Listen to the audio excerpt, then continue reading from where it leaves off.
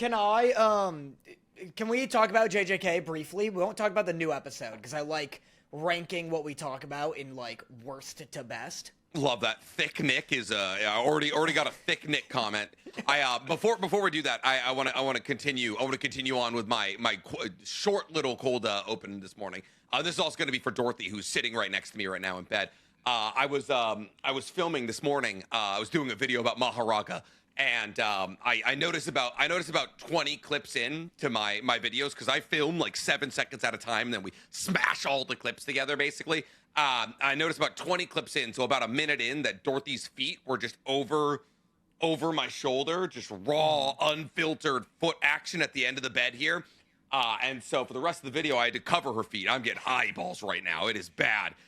So I've already informed Cody to put a blur over my right shoulder for an upcoming Maharaga video, so Dorothy's feet are spared from hundreds of thousands of eyes. But yes, you just now have him put in a JPEG of just like someone else's feet.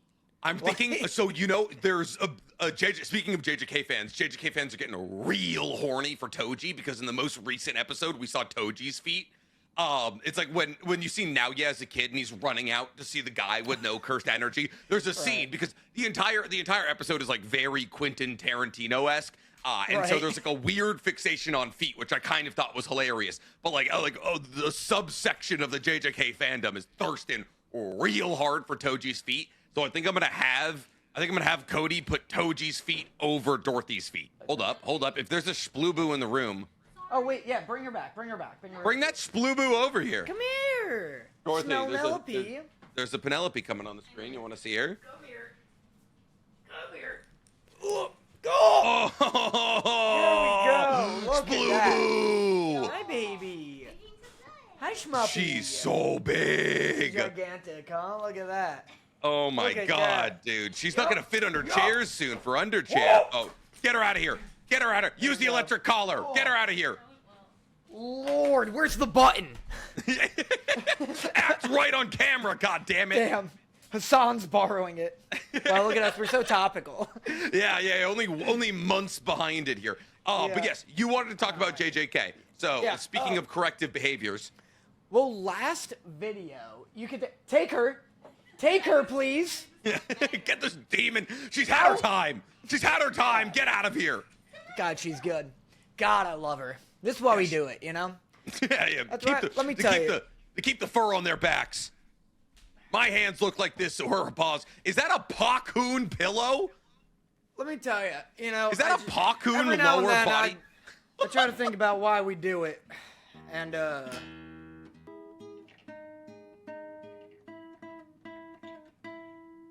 That was hard pretty to good. Do that and podcast.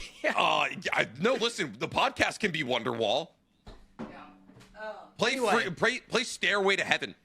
Play Frieren Bird. Yeah, play Frieren Bird. It's all up angles and guitar riffs. It's gonna be great. Before I go any further, let's talk about the sponsor of today's episode, BetterHelp. Me and Danny made a resolution this year to be better podcasters. And while you might not have seen a stark increase in our quality just quite yet, the therapy that me and Danny have been getting recently have made us realize that change does not come overnight. And rather, that change comes from making small, incremental changes that turn into steady, lifelong habits. So while I would love to stop spoiling anime, and Danny would love to be more knowledgeable about JJK, these are not things that can happen overnight. And that is what therapy has taught the both of us. Therapy that we're getting using BetterHelp. But we don't have to be the only people on a journey for betterment in 2026, as you could join us. See, BetterHelp makes it incredibly easy to get started with their platform. All you need to do is fill out a questionnaire, and within a couple of days, you'll be connected to a therapist that is perfect for your needs. However, in the rare circumstance where the specialist that you're connected to is not perfect for you, BetterHelp makes it not only free, but also incredibly easy to switch therapists to ensure that you get a therapist whose specialties are tailored to your needs. So what are you waiting for? Join me and Danny and the 6 million plus other users of BetterHelp who have started their mental health journeys by clicking the link in our description or going to betterhelp.com/otakusanonymous to get 10% off your first month of therapy. Start your journey for a better self with BetterHelp. Fucking... JJK. Oh, you know about... Yeah, JJK. Last week, You got a sprinkling of this in the group chat, but I don't think you went back and watched it. But last week, viewers know, I recorded a little, like, intro where I was like, hey, after our JJK discussion about Kenjaku and Yuji's mom, I was like, man, I came off so annoying, and I'm so sick of getting comments from the JJK fan base that are like, you know, it sucks that I have to skip the JJK portion of this podcast because Danny's so insufferable. I don't like being the worst part of the podcast, Nick. I like thinking That's it's my you. job. That's my job. Absolutely. It's that soldier meme where the soldier stands in front of all the knives and grenades, but it's you. You're the child. Yeah, and so I recorded a little thing where I was like, hey, I also agree I was being annoying, because watching season 1 of JJK while, like, barely engaged and half on my foot, Jesus Christ, he showed up. Patrick Starr slopping through the background here. Legged on him. Yeah. Like, the first time I watched JJK, we weren't doing a podcast, and I barely liked it, so I was like, not paying attention that much, obviously not enough to, like, retain facts, and that's just been, like, a detriment to discussing seasons 2 and 3, because, like, shit'll pop up and I'm like, I don't know which one's Maki. And so Yeah, and then Maki keeps changing how she looks. She used to be a girl with a ponytail, and now she's the thickest man you've ever seen, covered in scars. You're like, holy shit, all right. Now she's shoulders Bo Jackson. Yeah, dude. Yeah, she's literally just like the Black Widow triangles, like, slopped together. So I swore to rewatch season 1 of JJK last week in prep of, like, talking about season 3. The issue is that I've been watching so much goddamn Kamen Rider. Oh, okay. I got really into Kamen Rider. I'm on, like, episode 14 of JJK, and I've been watching, like, the first episode of, like, 7 different Kamen Rider shows. Yeah. So that's the issue with Kamen Rider, or really any of, like, what do they call? Yeah, Super Sentai things, is that there's, like, first off, they've been making them for, like, 60 goddamn years, so there's a million of them. Like, there's actually a million different little TV shows you can watch. And with Kamen Rider, it's, like, it's the live actions, there's the R-rated ones, there's, like, the children-oriented ones, and then there's, like, the anime, there's, like, Futo PI and a bunch of stuff like that. And so I would highly recommend, like, starting with the most popular ones. What have you been watching? I watched Zero something. That one, I saw one Reddit post. It was like, my favorite is Kamen Rider, I think it's 01. Okay. And that one's crazy. I don't know if you saw, I posted one TikTok where there's a bit where a dude's, like, watching the Kamen Rider shit happening, and he's laughing, and this robot gets up and starts, like, flailing a knife at him, and he, like, counteracts the knife, then pulls out a gun and shoots him in the head. Kamen Rider is so crazy. Even the PG version is harder than, like, most Power Rangers shit. Oh my god, yeah. I feel like it's always been more oriented towards, like, an older group. It's like Shonen versus Seinen or something like that. But, like, I watched, like, Futo PI because, like, Bandai Namco sponsored me to do it, like, years and years and years ago. And, like, I never got that into it. All I've seen is the one TikTok you posted about the R-rated one, where one of them is pulling what appears to be a ghoul by its, like, a small intestine, like it's the first episode of the Knights of Guinevere. Like, it was fucking nuts. It's crazy. It opens with, like, 2, like, young boys, their brothers, getting, like, surgery done on them while they're awake. Like, they're getting, like, ghoul stones put inside of them or whatever. And it's just, like, so over the top, gory, and insane. The lead actor is in, like, the movie Drive My Car, which was nominated for Best Picture 2 years ago. Oh my god. It's like, the director is highly acclaimed. It's like this weird project that shouldn't exist, and it's very cool. And it's just gory as hell. It's like, it's absolutely absurd. So wait, Kamen Rider is getting in your way of watching JJK, or is it making you feel like JJK isn't as good as it should be? No, I just keep watching Kamen Rider instead of catching up on JJK because I'm so fascinated by Kamen Rider. It sounds like you're not even watching you're just watching the first episode of multi Kamen Riders.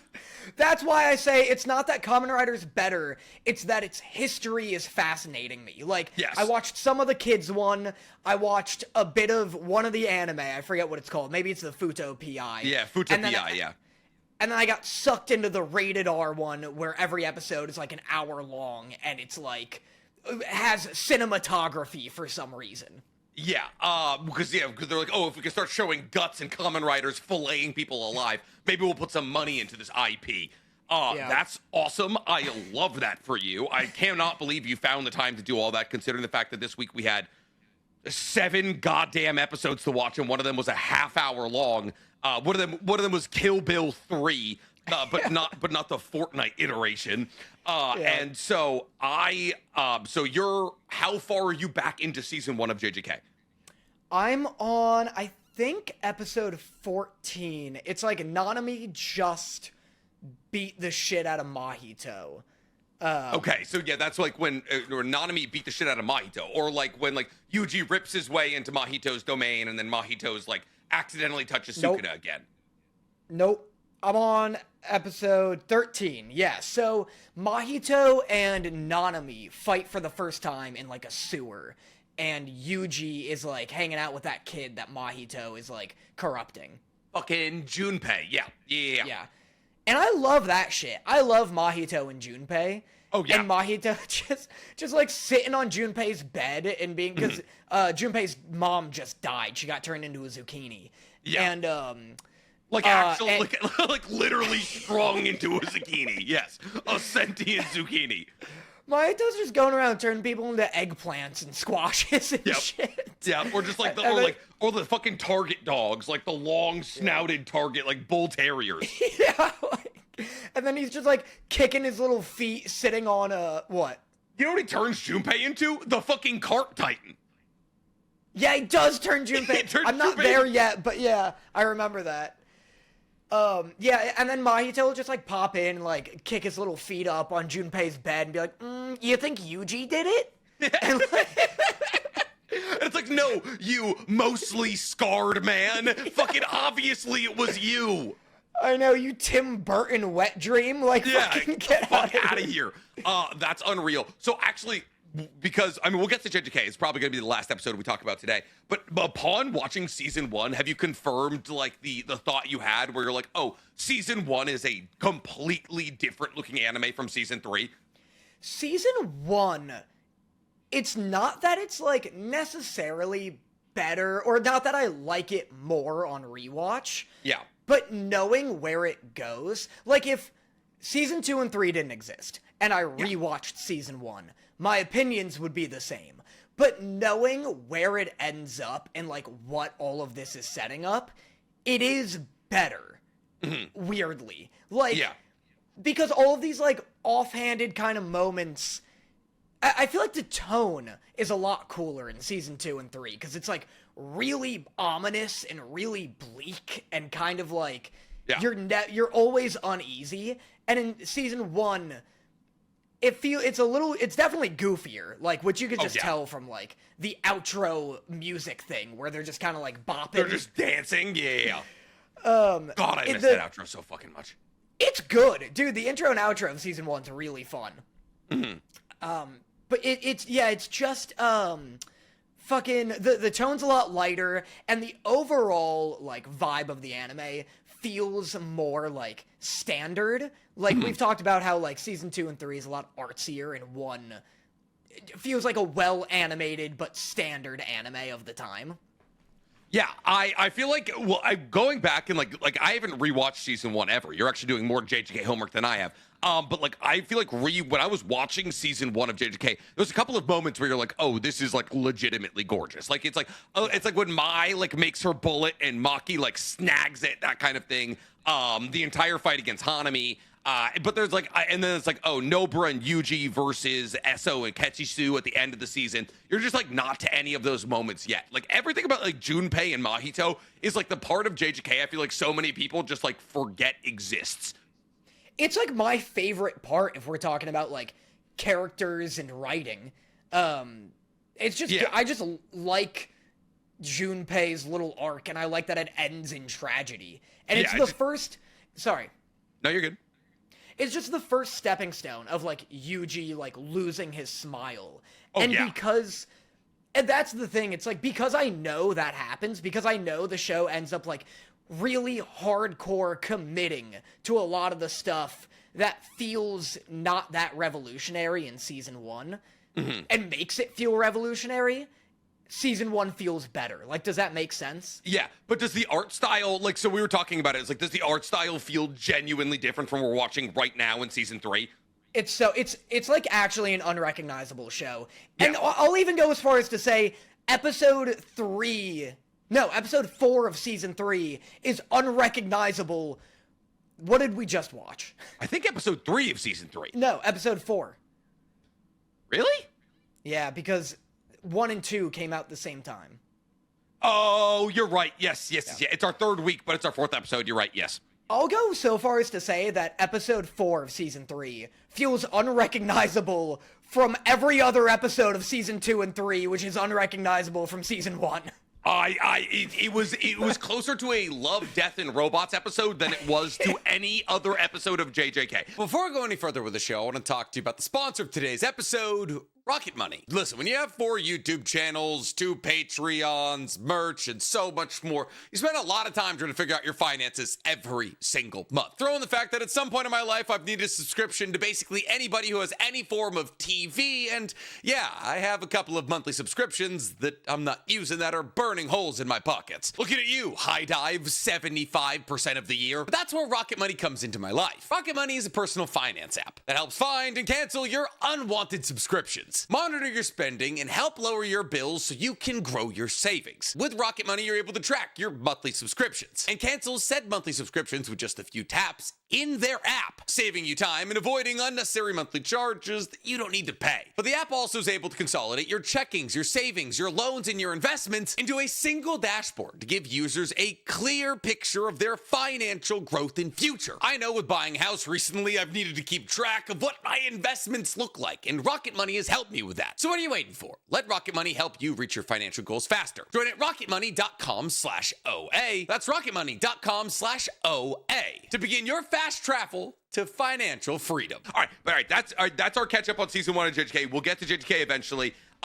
This week we're going to be going through what we watched from our least favorite all the way up to our most favorite. Man alive, it is another week of not having. And here's the thing. Because, like, I feel like Vigilantes holds our proverbial bottom spot on a week-by-week basis. But this week, we had a really genuinely fun episode from Vigilantes. Like, I was like, oh, the plot got progressed. We're building out new power systems. There's a fun and convincing bad guy. It's very episodic, like a lot of Vigilantes usually is. But, like, man, I feel like Vigilantes was still maybe the worst episode of the week. I think we're 90% on the same page. I was excited to hear that you actually liked the episode. I think Fire Force was worse this week. Because here's the thing, I also could make the same argument for Fire Force, where it's like Fire Force, it was the exact opposite issue, where it was like Fire Force was super exposition heavy, but at the same time, the fact that they're just retelling the story of Jesus Christ through the medium of like horny fire powers is fucking hilarious to me, and that's always that's gonna win so many points for me. But I think you're right. I think Fire Force is maybe the worst episode of the week, which is hardly a knock against Fire Force or this episode on account of the fact that everything else was just fucking insane. So let's talk about Fire Force. We're doing. Have you heard about the Bible? You heard about its sequel, Fire Force 2? We're doing Bible 2.0. New Bible sequel just dropped. Dude, how sick would it be if they came out with the sequel to the Bible and, like, the twist at the end is that it is in the same universe as, like, the Quran? Objectively, Danny, what you just said, what's fucked up about what you just said is that's just Old versus New Testament. Like, there was Bible too. There was Judaism, and then New Testament happened. There was Christianity, and the big reveal was, hey, by the way, that guy we're talking about, yeah, he's the son of your God. And everyone was like, holy shit, they dropped Bible 2. I guess so. Now we're at Bible 3 with Fire Force. I would just love if they came out with the newer testament, a third testament, and at the end, Zeus shows up in like a cliffhanger manner. Anyway, yeah, Fire Force. Oh my God! Somebody just said that's Mormonism. That's absolutely. You're right. That's 100% right. That is Mormonism. We're all right. Fire Force is Bible 4. Shit. Yeah. We're getting deep in our patch notes here. Do you want to talk about it? So, I'm actually, like I said, like I've said a million times, I'm a manga reader of Fire Force. I just fucking destroyed my hair. I'm a manga reader of Fire Force, and I kind of know where all of this is going. I am so genuinely curious about what you think is happening, why Shinra and Sho are virgin births, what this has to do with Adola. Like, I want to know what you took from this episode. I hate when I'm like, do you want to talk about it? And you're like, I'm so curious what you want to talk about it. I know, because like that's the thing is like there's so many things I could say, but like I know where we're heading. Yeah. So yeah, they're both immaculate conceptions. The biggest takeaway I had is that Shinra's teeth are hereditary. Which I found to be crazy. And the fact that nobody gave his mother flack about demon teeth is crazy to me. Like, everyone's like too busy throwing harlot accusations at her because she may or may not know who the father of her child is. And then meanwhile she's like looking like Kisame, like from Naruto, and nobody's saying anything about that. Yeah, and it was crazy too that like what was I gonna say? Oh, it's crazy.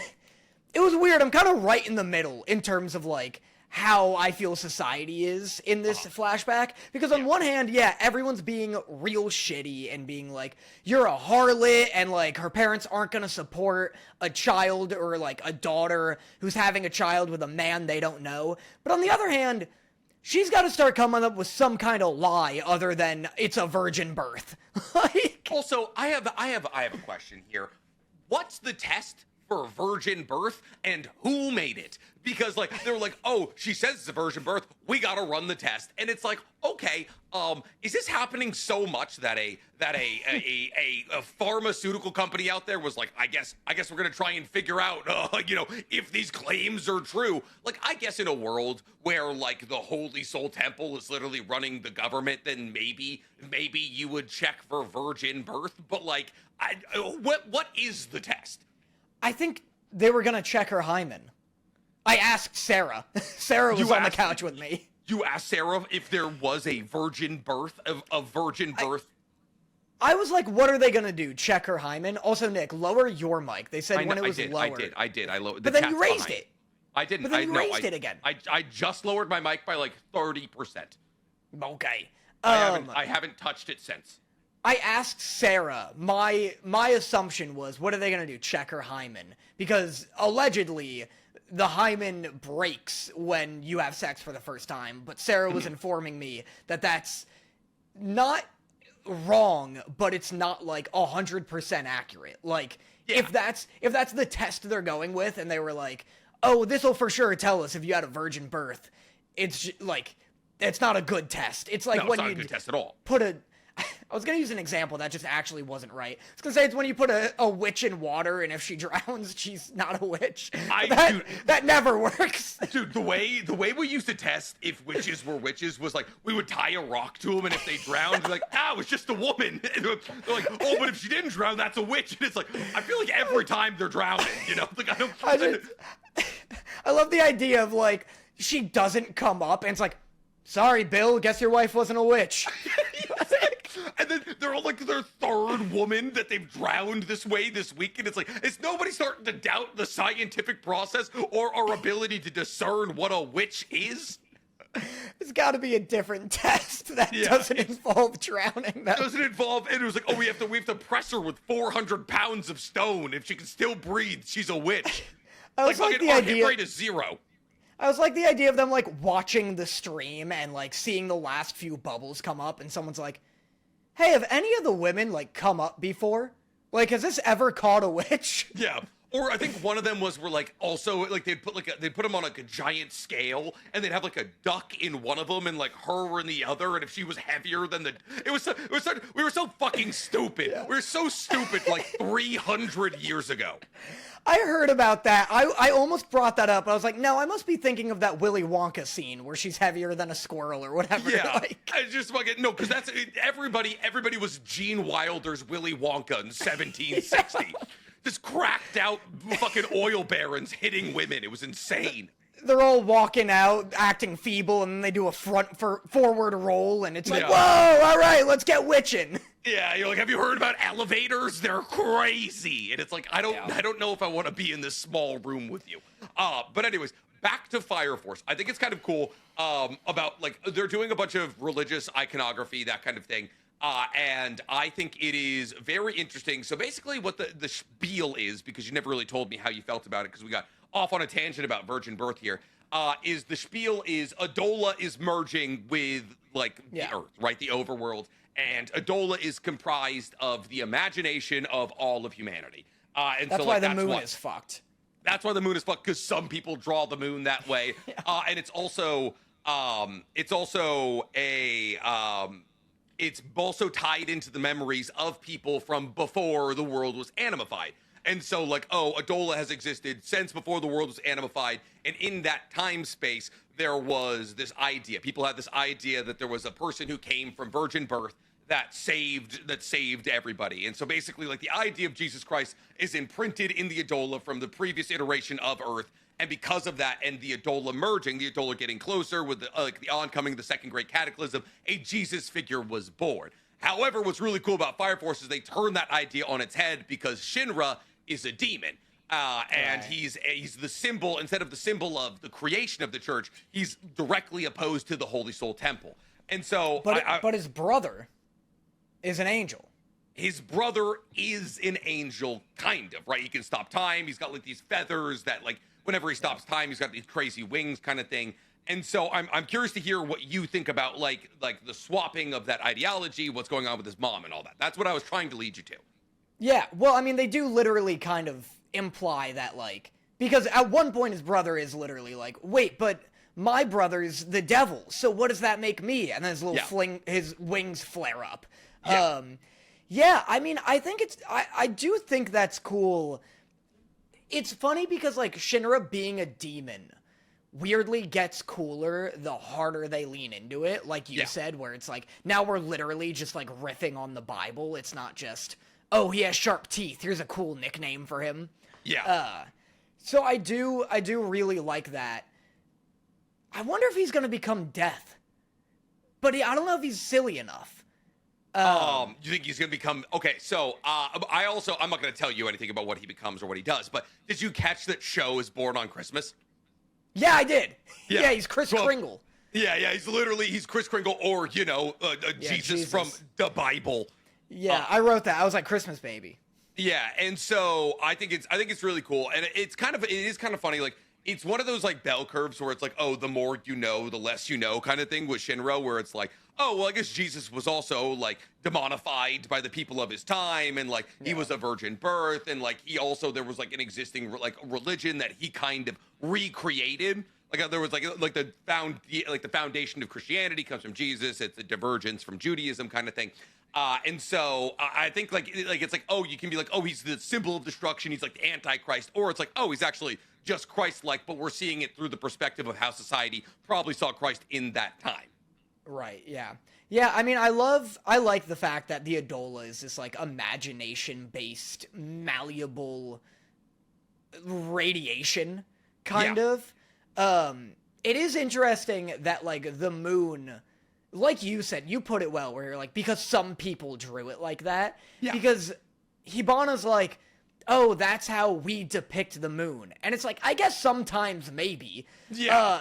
I like the idea that a few people are ruining the moon for the rest of everyone else. That's the thing. It's like, because a couple of people had a funny little idea. That's why. Like, I bet you more people are depicting the moon as, I don't know, a circle with some white light coming out of it. But instead, because, like, 3 third graders drew it with a creepy ass smile, that's what we get for the rest of our life. Wait until they see the sun. It's awful. Why wouldn't it be cheese? Yeah. A cheese spoon would be fantastic. Imagine tomorrow the sun raises and it's like the sun baby from Teletubbies, or the screaming sun from Chowder. It's just like there's no good options. It's like the sun baby from Teletubbies, and then it cuts to like the creator of Teletubbies, and he just like raises a gun to his head. I can't believe I've done this to everybody. My hubris. Yeah, I can't believe I've gone this far. But yeah, so it's a fun episode. It's a big build out episode in terms of like, oh, Adola's coming, and like the Great Cataclysm is now only one pillar away, kind of thing. So we're truly building towards the end for Fire Force, which is like bittersweet, obviously, but at the same time, there's going to be a lot of fun stuff happening here. My final note for this episode was, I get that like the Tokyo Empire has no jurisdiction in Asakusa, but man alive, is putting a gigantic 8 outside of a building and then dressing it up as a fire department not a great way to stay undercover. Yeah, really. I know. We also saw the doctor dude just walk out in his like regular outfit and just somehow throw his afro in front of his face. Yeah, just so you just cousin itted it. He was just like, I'm just gonna speak through the pubes here, and everyone's gonna be okay with that. And I was like, all right, go off, Bob Blob Ross here. But all right, I guess that's probably all we need to talk about for Fire Force here, which brings us to something that I already said was a lot of fun this week, and has begun to surprise me more and more, because I actually feel like we're beginning to build towards something here. Vigilantes, which I think we're both in agreement is probably the second worst episode of the week. Yeah, probably. I liked it though. I enjoyed it a good deal. Yeah, that's the thing. Is like I also very much enjoyed the episode.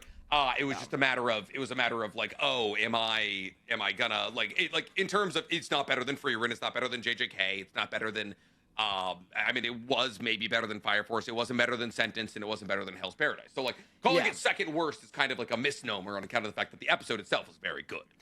This is the episode where they fight the big like squid guy. He's black and red, and he's got like 10 arms. And we also get more of Scarface. At one point, the scarred man.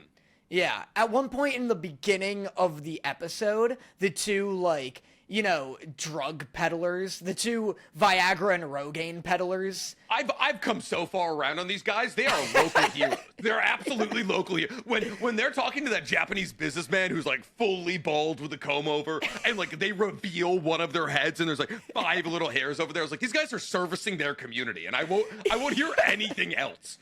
They're good dudes. I like them. Well, because they're either peddling Rogaine or they're peddling Viagra at any given moment. And I didn't know what they were selling this guy at first. And he pulls out like a box of like sheep wool grower. And he's like, it helps wool grow. Imagine what it'll do for your cock. Like, I had no idea it was going to grow his hair. Wool, right? You have a wool penis. I need you to tell me if your penis is made out of wool. Before we can proceed, I need confirmation if you have a wool penis. Because we have wool. Is yours cotton? I've heard about cotton penises. Yeah, Levy like takes it and he's just like screaming. He's like, "What's it doing to my cock?" And he's like, "You asked it." Oh no, Barty, we both have wool penises. You can't take this if your penis isn't wool. Please tell me.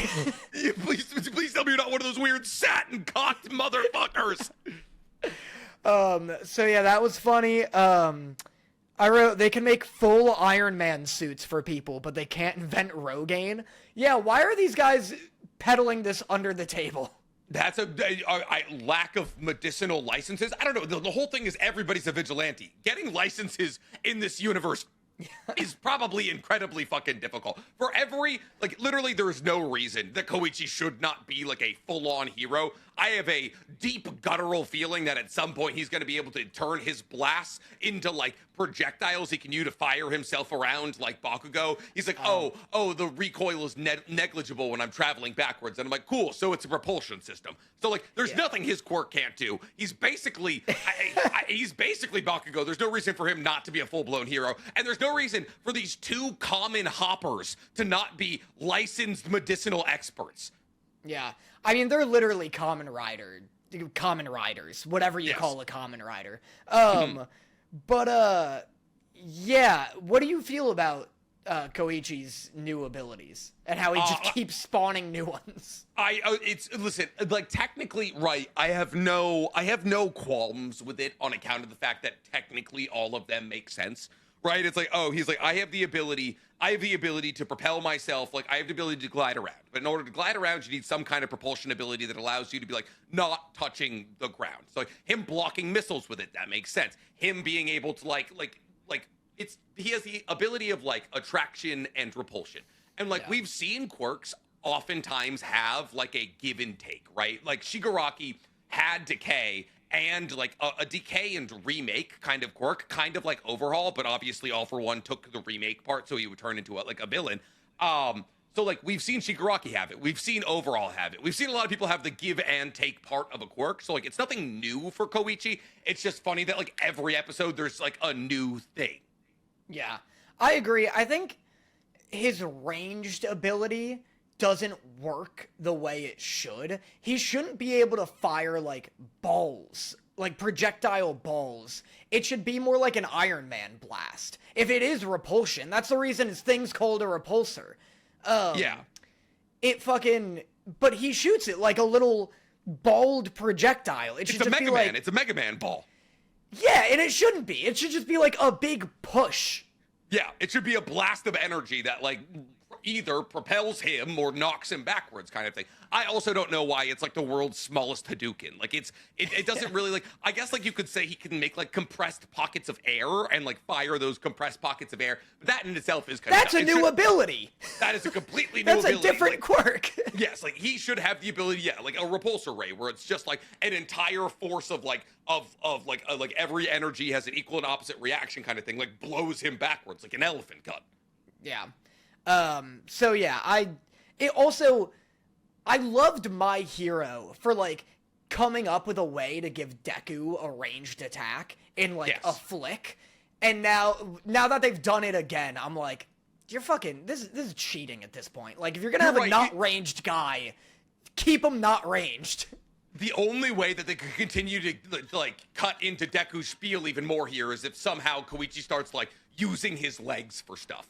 Because, like, right now it's, like, repulsor rays with his hands kind of thing. He's like grabbing onto things with his feet and all of that. He's going to figure out, like, how to do, like, Cloud Step from, like, the One Piece universe. Where he can, like, kick pockets of air using his repulsors, and that'll keep him up in the air or something. He already flies. He has float, remember? Oh, no, Deku does. I know, but, like... No, Koichi does. Remember in Season 1, he flies briefly, and then he's like, I repressed that, and I won't do it again. He had he flew at the end of Season 1, and then he had a flashback to his mom when he flew in front of her, and she was like, it's dangerous to let a baby fly. I'm gonna tell him he can't do this. I remember this. Yes, he was literally floating around, and, like, she was like, it's too dangerous. Make sure you have, like, 3 points of contact on the ground. His mother suppressed so many things for him. It's like his super ability is the fact that, like, you know who has the real superpower in his family? His mother's mind erasure technique. Yeah, his mom might as well be fucking Aizawa for how suppressed his ability is. Like, oh, this child could have been, like, the next #1 hero if you weren't too busy beating the abilities out of him when he was 4. I have so many notes for Vigilantes. She's like reverse Endeavor. She's a reverse Endeavor. I have... Oh, at one point they're like, we should charge Aizawa for coffee. I agree, they should. I don't think that'd be unreasonable. I saw he's like a local mob boss, like, rolling into an Italian restaurant that pays him for protection. He's like, I like the red sauce you make here. Here, I'm gonna sit down. They're like, we're not open for hours. Yeah, he's like the Yakuza. He's like, pay me a little, maybe this place stays open. Who knows? Yeah. Yeah, you guys got the best coffee in town, and it's like, I don't know why these guys are even. I don't even know why these guys have coffee here in the first place. I don't know why they don't lock their door to him. Yeah, like, get this criminal out of here. At one point, Koichi is like, Aizawa's like, oh, can you, like, charge up your blast and, like, hit this dude really hard? And Koichi's like, it's not like I have time to stand around and wait for a guy his size. They had this conversation for, like, 45 seconds, and that dude was not approaching them. But he was tiptoeing down the alley. And, like, there was also Koichi was having like a conversational point when it was just him fighting him, where he's like, well, he's not that fast. And I was like, clearly he's so slow you can have full-on conversations with a broke arm Aizawa. Yeah. I wrote, Praying Mantis guy is my favorite character of the year. I love that they're just slowly but surely turning him into a Brooklyn lawyer. He's like, dude, like, you gotta get out of here. He's like, I fucking know my rights. I got squatters' rights. I know. He was like, where is it? I can almost guarantee you in the next episode he's gonna start talking about like local unions. Like he's like, yeah, Mantis Union 151 down by fucking Waterside. At one point he's like, well, that's bigotry. You're a bigot, my dude. It's like, yeah, it's like, I want Koichi to be bigotry. Like, you mean bugotry? And he just like cuts his head off. Like, yeah, it's like when we wanted Deku to just get murdered by Spinner at the end. It's just main character head pop. Yeah. Oh, bugotry would have been a great line. This is why we could never put you in these universes, because you'd get killed. You'd get Kamen Rider shot in the temple like 30 minutes in. I'm too good at fantasy racism. You'd just be, all the heteromorphs would be like marching. You'd just be like, Spinner, more like Spinner, because holy shit, get the taste of this guy out of my mouth. And he'd be like, I'm gonna go back and play video games. I'm gonna go back and play video games in my room. Yeah. Good night, everyone. Oh, that's good. I also love that they did Shibari. I love that Aizawa did Shibari to all 10 arms of Captain Squiddo. What is Shibari? It's Japanese BDSM. It's like rope play from Japan. Yeah, and Aizawa hit him with some real nice Shibari rope bunny moves. That's crazy, man. Hey, unrelated. I'm not screen sharing, right? No, you're not. You're Googling Shibari. Interesting. It's an owl, to my knowledge. How do I spell this? Shibari the owl? Wait, what? I did it with a CH. Oh, yeah, it's not a CH. If you do it with a CH, it's an owl. Shibari owl. Jesus Christ, it's just bonsaiing a woman. Oh yeah, dude. You get real ropey in Shibari, dude. You get real tied up. This looks like it would take 12 hours to do. That's kind of, I think like speed is kind of nice, but I think a lot of the preparation is a part of the enjoyed. I see.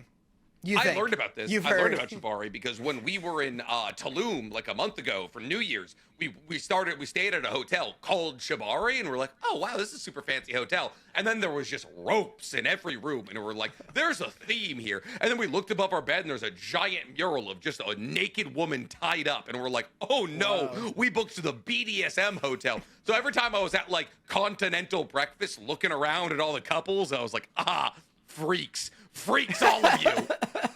Freaks and owls, all of them. Yeah, it's good. So, all right, that brings us to the end of Vigilantes, which brings us to our favorite. Last thing. Oh? Last thing with the guy with the scar face, because he has the funniest speech ever. He goes, see this scar on my face? I put it there myself on purpose. Just establishing my brand, you know? And I was like, buddy, keep these thoughts inside your head. Oh my God, yeah. I mean, listen, I think he only said it because he had actively beaten the ink out of the octopus he was fighting. And so, but yeah, boy, oh boy, are those inside thoughts. Those don't leave the Chrome Dome. But all right, that is the end of Vigilantes, which brings us to our favorite section, Super Chat Corner. For those of you who have sent Super Chats, don't worry. We have our lovely editor and moderator, Stank, compiling all of them and sending to us, and we do them between sections here. So we're going to do it. BlastBoy8000 said, watch every dog become goofy because of the drawings. Yes, from Fire Force. Probably should have done that one before.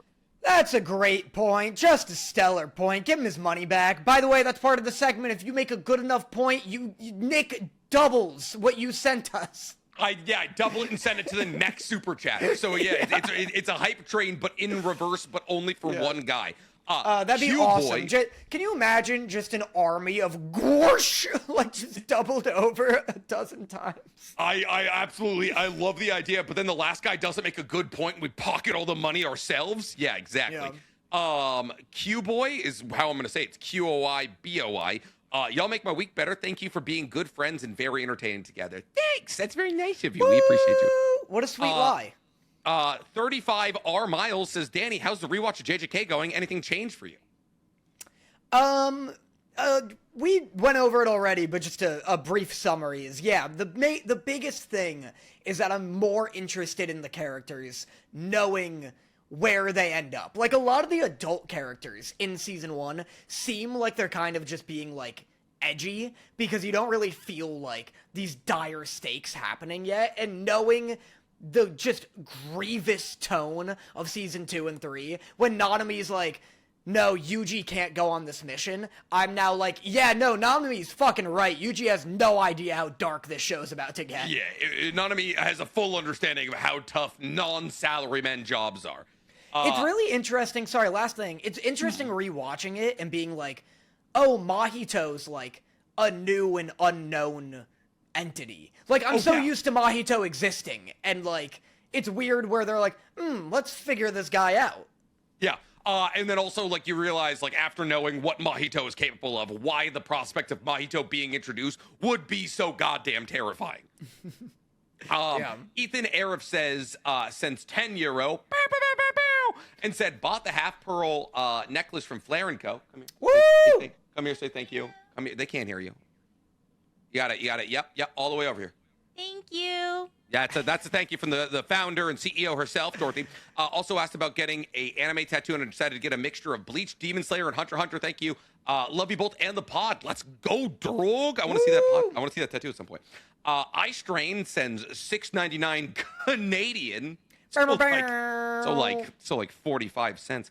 Is Nick planning on watching Heated Rivalry? He's watched other non-anime stuff in the pod and wants to know if he could be one of those times. Baby, how much Heated Rivalry did you watch? 20 minutes. Oh, then I'll watch it with Dorothy. I thought you'd seen the whole thing. I was only ever going to watch it with Dorothy, but if Dorothy's only seen 20 minutes, I'll watch Heated Rivalry. Oh my God. I want to see if she's into boy-on-boy action. All right. Taco Lord sends $5, says, Nick, if we turn Danny up, and we turn you up, and you're already loud. I turned myself down, Danny turned himself up, or good. But thank you for the $5. Tesseract Wolf says, if you were thrown into the OP world, what faction would you be in? And what devil fruit would you have, and what would your fighting style be? I would be part of the Marines because I believe in a oppressive and controlling government. I think the Celestial Dragons are dope. Now, if anybody here says, actually, the real answer is I would be a part of the Revolutionary Army. You bastard! I was gonna say the Marines also. yeah. I want to be next to Kobe. I think he's handsome. Yeah. No, I would be part of the Revolutionary Army. I think the Revolutionary Army are the most based group in entirety of One Piece. Pirates very much included. They are literally an oppositional force to the government that's run under Dragon, who's one of the more mysterious characters. And I think koalas are really cute. So yeah, I'd be a part of the Revolutionary Force. Probably wouldn't have a devil fruit. I love swimming. And my fighting style would be, I don't know, sucking dudes off.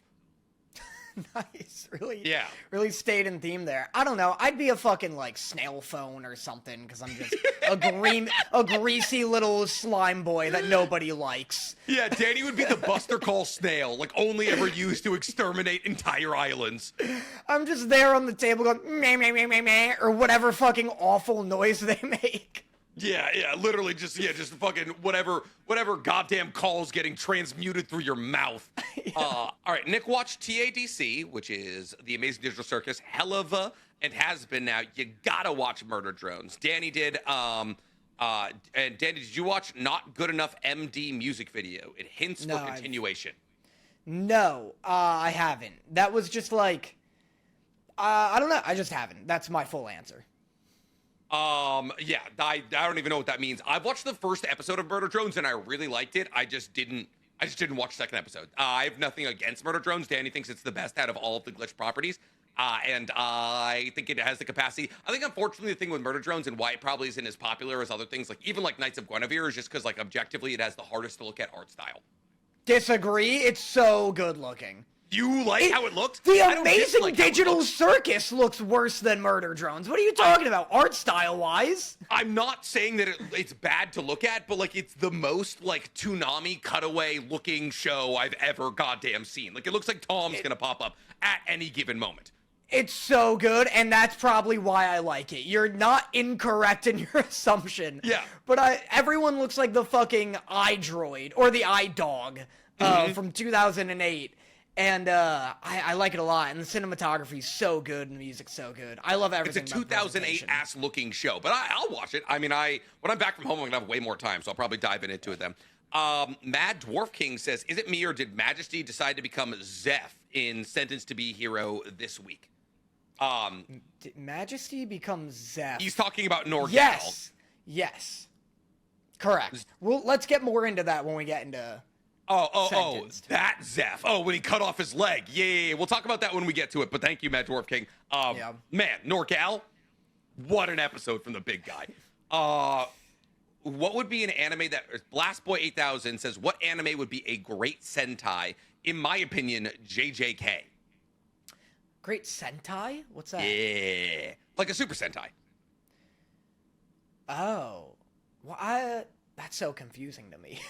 I mean, any of the mechs, but like mech anime are inherently, I feel like, inspired by Super Sentai. Like, there's gotta be like a big transformation. You know, it'd be fun, and what like also is also kind of a Super Sentai, but just like more coded towards girls. Sailor Moon. Sailor Moon's like objectively kind of a Super Sentai. Like, there's big transformations. They're all like super like colorful heroes kind of thing. So I'm gonna go with Sailor Moon there. Just like that might be a cop-out answer though. Magical Girl is literally just girl Super Sentai, even though Super Sentais also often have women in them. That's fair. That is fair. I forgot about Pink Ranger. Yeah. All right. That's okay. And then Taco Lord sends $10. He says, "I know Nick won't, but Danny, do you think you'll revisit Lord of Mysteries? Because I recently watched it myself and had me completely enthralled. It was so amazing." Yeah. I plan to. Nick doesn't think I will, but I will. He won't do it unless I get into it as well, and like we do a revisionist history Lord of Mysteries review kind of thing. I just don't see it happening. I mean, Danny's barely getting back into JJK because he's too distracted by Kamen Rider. Next week, who knows what it'll be? Probably Power Rangers. Nothing makes you a bigger weeb than being into Kamen Rider. So if anything, I'm taking steroids rather than taking the long haul. That is so incredibly fair. Then he's also gonna get real weird about like a 90s completely obscure fighting game. And he's kind of like one of the best 3 players on Earth, which is hardly impressive because there's only 12 of them playing. Yeah, no, that's Danny's current path here. Tesseract sends $5 and no message. Hell yeah, dog. And then Ichisu Tetsu, that's what I'm going with, said $10. Been here since episode 1. Still loving every episode. Love seeing Danny grow from piss boy to piss man. Nick, you're amazing as always. Thank you. That's very nice of you. Are you piss man? Have you evolved? I'd like to think so. I hope that doesn't mean I'm old. I hope I like actually went through some kind of arc. I think you've arced. I think you've gotten more attractive. I think you look more. I think, and this isn't true for every man, but I feel as though a fair amount of men hit the peak of their attractiveness in their late 20s. And I feel as though you've rounded into a much more attractive man over the course of this podcast. When you look back at old you from this podcast, I mean, you look like current you 8 old you. Yeah, it is tough looking at some earlier episodes. It's also tough looking at some earlier episodes, though, because I used to be way bigger than I currently am, and I really need to get a personal trainer or something. My shoulder's still fucked up, which has me nervous, but, like, I gotta get those fucking gains back. My arm actually gets fucked up when I stop working out. It's working out is what maintains my shoulder hurts right now because I am working out. I was trying to give you advice. I was trying to say you should do lightweight workouts to see if that brings back the muscle and makes your shoulder feel better. But yeah, no, everything I have to say has to be a conceit, a conceited brag here. Oh my God, Stank just won't stop sending us super chats, which is very nice of all of you. Thank you. Arjun Varani said $10. Also, Yokai says, "Bro, Nick is just so hot." So I thought that would help your self-esteem. Thanks, babes. I know you enjoyed the Windbreaker Season 1 OP, so in case you didn't know, the Oshinoko ending for Season 3 is the same band. Also, Danny, that was a based has-been tier list. You did a has-been tier list? Yeah, just in time. I did fucking all the songs of season 2. Finally, that went up yesterday. But I also the composer. We did that on the podcast a year and a half ago. I know, we did do it on the podcast years ago. But the composer of Has Been Hotel Season 2 hit me up and was like, I love your stuff. We should do something. And I was like, you want to rank your own songs? So I got him to rank his own songs. Oh, wait, you did it with somebody else? Yeah. Oh, what the fuck? That's with the composer of the songs? Yeah. Yeah. Was it in person? Was it an interview? It was in person. Holy shit, that's sick. Yeah, it was cool. It was super fun. That's really cool. Fuck yeah, dude. Yeah. And it was gonna be my best boy. Oh, okay. Well, fucking thanks for spoiling it now, guys. I also have a best boy. I have some news that I need to get into here, which I'm actually very excited about. I haven't gotten into Oshinoko's new season yet, even though it's on Netflix. I've been too busy watching all of our other shit. Is Danny's name a bit? Asks iBugman. Yes, it is. Do you want to explain it? Thank you so much for asking, iBugman. I've been getting emails every day from some company called Ormbles Chormbles. This is actually technically, like, literally an incredible ad for them. Like, if we don't get sent either Hormbles, Chormbles, or a bucket full of cash, this is not worth it at all. It's like protein candy bars with no sugar, apparently. It's got a ton of protein in them, and it's like a chocolate bar. And I'm gonna say they're gross until they either send us them to test them or a bucket of cash. And they look and or sound gross, until I'm paid to say otherwise. But let me find the picture. At first I got one that was just like advertising. It was like Ormbles Chormbles, and I guess the company is Ormble, and what they're selling is a Chormble. And I sent it to Nick, and I was like, the fuck is this? And I started getting sillier and sillier emails where it goes, Ormbles Chormbles, ring ring ring, with a little clock emoji. Your daily Ormbles reminder, set your alarm for Ormbles O'Clock. Psst, it's always Ormbles O'Clock. I genuinely feel as though it's like the oldest marketing, like the oldest marketeer in the industry right now going through a distended fight with Alzheimer's, just losing their mind as they make up a company. Like, somebody got their hands on a ridiculous emailing list and they're like, I remember Ormbles Chormbles from back in the day. The problem is, it sounds like a thing that would exist. Like, oh, sugar-free candy. Of course, people are gonna want that. But like, I do not understand the name at all, and that's kind of why we love it. I love the idea that it is some Alzheimer-addled, like, old man, and every other day is just something newly insane, where he's like, ring-a-ding-ding, Ormbles time! It's always Ormbles time, but here's your reminder, get Chormblin' with Ormble Chormbles. And the next day, I get an email, and it's like, some mornings I wake up thinking I'm drowning, and I don't know if it's... I woke up this morning and I didn't recognize the sight of my face is white, my wife's face. But then I rolled over and saw some Ormbles Chormbles. But I can never forget the delicious crunch of a Chormble. So yes, that's been me and Danny's inside joke, is just yellow packaged Ormble Chormbles. Yeah. All right, Lone Wolf sent $5 and said, Nick, Fate episode 4 was so good. So how powerful is Enkidu to Gilgamesh? Also, Gilgamesh, the main character in Fate, or Saber? I hear people say he has the focus. It depends on what iteration of Fate you're watching. There's iterations of Fate where Gilgamesh isn't even involved. There's iterations of Fate where Saber isn't even involved. Like the Grand Fate Babylonia arc, which is like 3 or 4 miniseries and a couple of movies. That's much more focused on Gilgamesh than it is on Saber. In terms of how powerful Enkidu is comparatively to Gilgamesh, they're from the same story. So Gilgamesh is the first hero, my light. They're from the same story. So Gilgamesh is like from the first ever epic, which was written all the way back in like Sumeria, basically, or Sumer. And Enkidu is his friend, and they were roommates kind of thing, definitely lovers. And so they're supposed to be, because like they're from the same story, basically the same level of power. They're supposed to represent like the difference between like humanity's connection to the earth and humanity's connection to like greed and that. So they should be roughly the same, which is why their abilities are very similar. I need to get back on Fate Strange Fake. It's not that I'm dropping it, I just forgot to watch it. Ethan Arif says, Danny spoke about wishing he loved Trigun. Is there an anime you wished you loved, Nick? And is there another one like that for you, Danny? Is there an anime I wish I loved? Yes, there is. Gurren Lagann.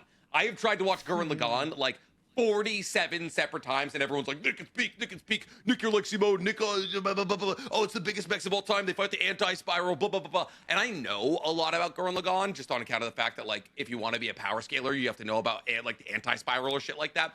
But I've never been able to sink my teeth into it. Yeah, that's fair. I watched the, like, abridged movies, and they were not good, but I hear they're not good by even fans. Yeah. And fucking, yeah, I think Jujutsu Kaisen would have been my answer before, but I think I do now officially love Jujutsu Kaisen. I just personally consider it an anime with, like, a slow start. Yeah. I guess, like, any anime that everyone loves and I just don't. Like, I never want to dislike an anime. I wish I liked Frieren, like, more. Like, I wish I was, like, just frothing at the mouth, eager to watch, like, chain every episode. But when I was watching season 1, I did have to be like, all right, I watched 4. That's my due diligence. I'll watch another 4 tomorrow. Yeah, you can't, like, you're like, I can't, at a certain point, I was getting nodded off to sleep here. Yeah. And Apothecary Diaries, I'm gonna give another chance. I might react to it, and usually when I react to things... That literally has to be your answer. It's Apothecary Diaries, because your fandom loves Apothecary Diaries, and you don't, and that's like, that has got to be one of the biggest disconnects that you have out of anything that you possibly engage with. Usually when I react to stuff, I find a deeper appreciation for it because I'm hyper, like, locked into every second looking for a joke. And in doing that, I will accidentally, like, gain insight into the show. Yeah, 100%. And that's, like, you overanalyze it, and so you're like, holy shit, like, actually the musical score of the show is fucking gorgeous. So Sir Knight sent $10. And he said, if you got to make Naruto X MTG, who would be what color and why? Also, what do you want MTG to cross with next? Naruto would be fucking sick. I'm just going to answer for Naruto. He's the most mono green ass deck I've ever seen. Because it's just... that's smart, because he makes clones. Because he makes clones. Like, he would literally... It would just be summoning more Narutos, and then, like, it would be about, like, getting his Sage Mode engine running or something that makes more clones, and then there'd be, like, some kind of, like, Kurama Dragon-esque tie-in that is, like, a +2/+2 to all clones kind of thing. So Naruto would be mono green as shit. Yeah, dude, a Naruto crossover would be awesome. So good. This next year of Magic the Gathering is exclusively crossovers I don't give a shit about, so that's a very not What's next? exciting. What's coming up from MTG? It's Marvel, again, which they're always doing. Don't care. Marvel, I didn't buy a single Spider-Man pack. Star Trek. Also don't care. Yeah. The Hobbit. So Lord of the Rings, but lamer. Okay, yeah, you want young Frodo? Like, or like young... Bilbo? Yeah, young Bilbo? Yeah, okay, sure, I guess. I wish it was just Lord of the Rings Part 2, and they just, like, put shit from The Hobbit in it. Like, just make it, like, Middle-earth Part 2, you know? So you get some of both. Yeah, just make it like the Silmarillion or something like that. Yeah. Just be like, all LOTR lore is in this drop here. And then the last one is Teenage Mutant Ninja Turtles, which if I had to, like, struggle to be excited for... Actually, no, I'm not even... It's probably Marvel if I had to struggle to be excited for one, but I'm not excited for any of them. It's not just... It's just Marvel in general. Like, it's like... Yeah. It's not like Spider-Man, it's just Marvel. Yeah, it's the rest of Marvel. I assume there won't be Spider-Man. And then Teenage Mutant Ninja Turtles. So goddamn expensive. I'm missing that like the plague. It's gonna do so well. I don't know. I wonder. The 2 ring is funny. I wonder if they're wrong. Like, I wonder if they flew too close to the sun with it, because the Spider-Man set no one bought. Like, I think they're wrong about the crossover, like the Venn diagram of like who's playing Magic and who's into the property. That's a good point. Because Final Fantasy was their highest selling one ever, and people who play Final Fantasy are already gamers, and they're likely into Magic already. But Marvel is like one of the biggest IPs in general, but I don't know if like Spider-Man didn't sell well, so I don't think. I think what honestly, there's a Marvel Magic, there's like a trading card game. I don't know if it's actually trading Marvel cards. Snap. Yes, Marvel Snap. Like there's already, like, if people are looking for that in the Marvel space, they already have it. So it's interesting play from Marvel. I guess it's just more money for them, so why wouldn't they do it? and they'll probably just take screen grabs from all the movies like they've done with everything else, or screen grabs from the comics, and just fucking That'd be slap so them on. funny since they're live action movies. If you played, like a Chris Hemsworth Thor, I'd be like, get this off my table immediately. I don't fucking want this. We gotta do Magic Night again. We gotta do another Magic Monday. It's been so long. I'm itching for two things in my life right now, and it's my car and Magic. This conversation is not helping me. The Greek Weave is our last one. Sent $20.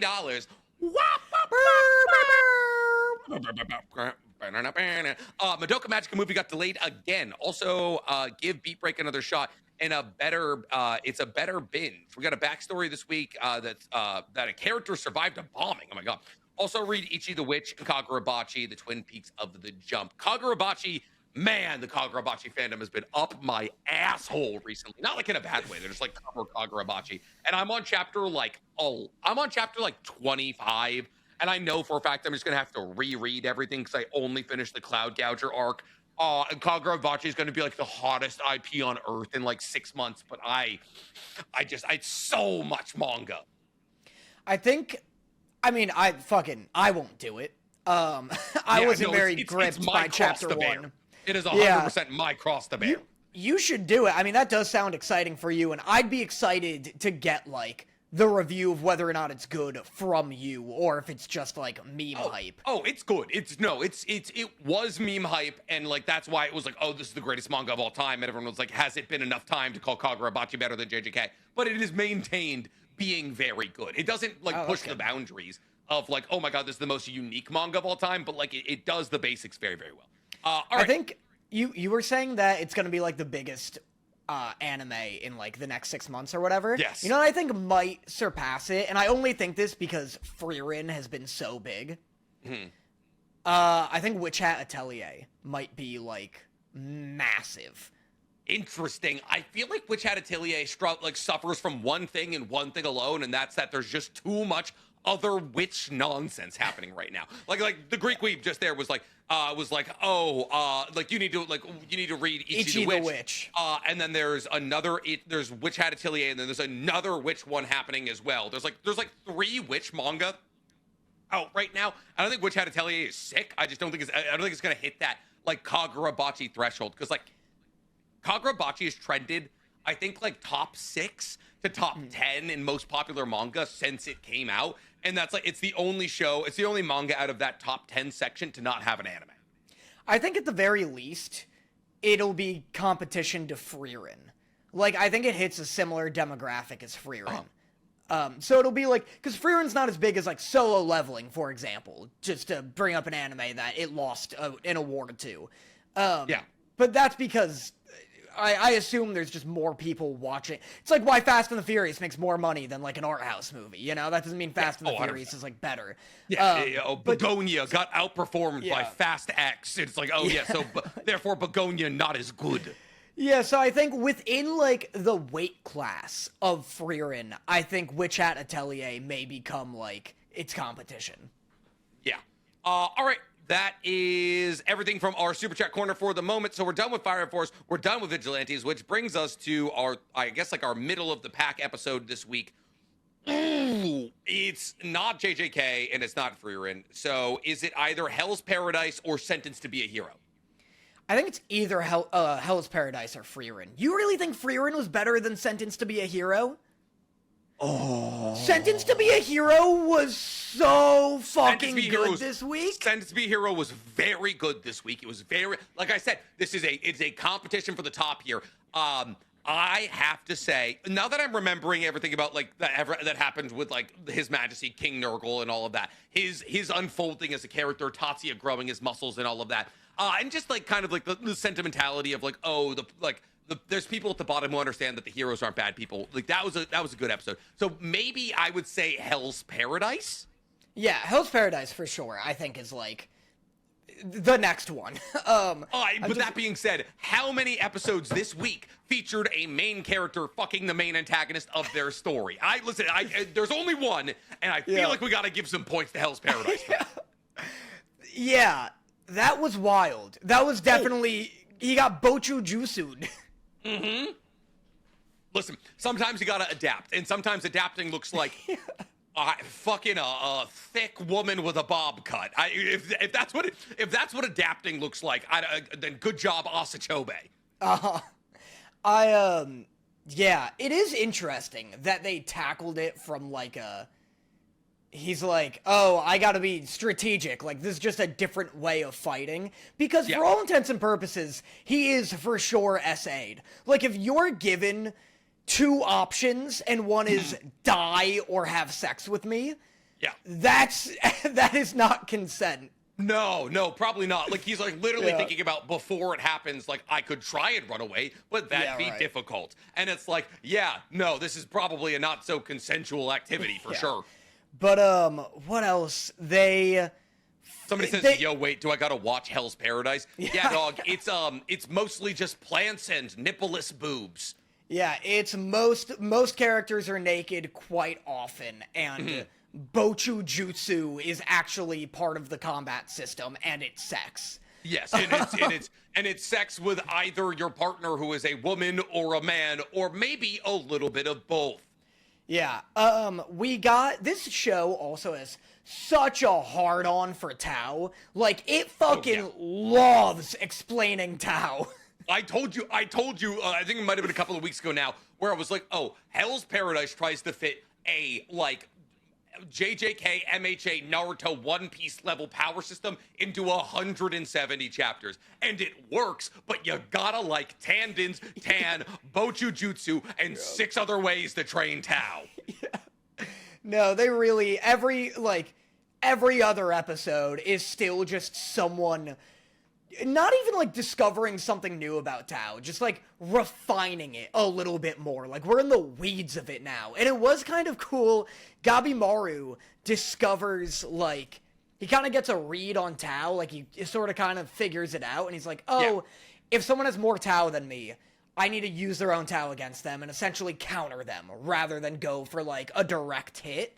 And he felt like I did when I took my, like, single Jujutsu class, or Jujutsu class, where I was like, I feel like someone who knows, like, a fraction of Jujutsu knows infinitely more than someone who hasn't taken a single Jujutsu class. Well, it's that bell curve, right? Where it's like, like if you don't know anything, you feel like you know nothing. The more you know nothing. And it's like, you look at every guy on the street, even if they're huge, like he comes and grabs me, I'm flipping him by the wrist. Like he doesn't even know I'm flipping him by the wrist. The like fucking what's it called? Yeah, the Jujutsu. God, we watched too much Jujutsu Kaisen. The Jujutsu arc is like, one class gets you up to this skill level, and so you have this much gap between you and a guy who doesn't know anything, and then the next skill level is over the course of, like, several decades. Like, it's like, oh, by the way, like, and then it's also, like, you still come to the realization that if somebody weighs 50 pounds more than you, there's really nothing you can do. Like, get his eyes! Yeah, you can get his eyes.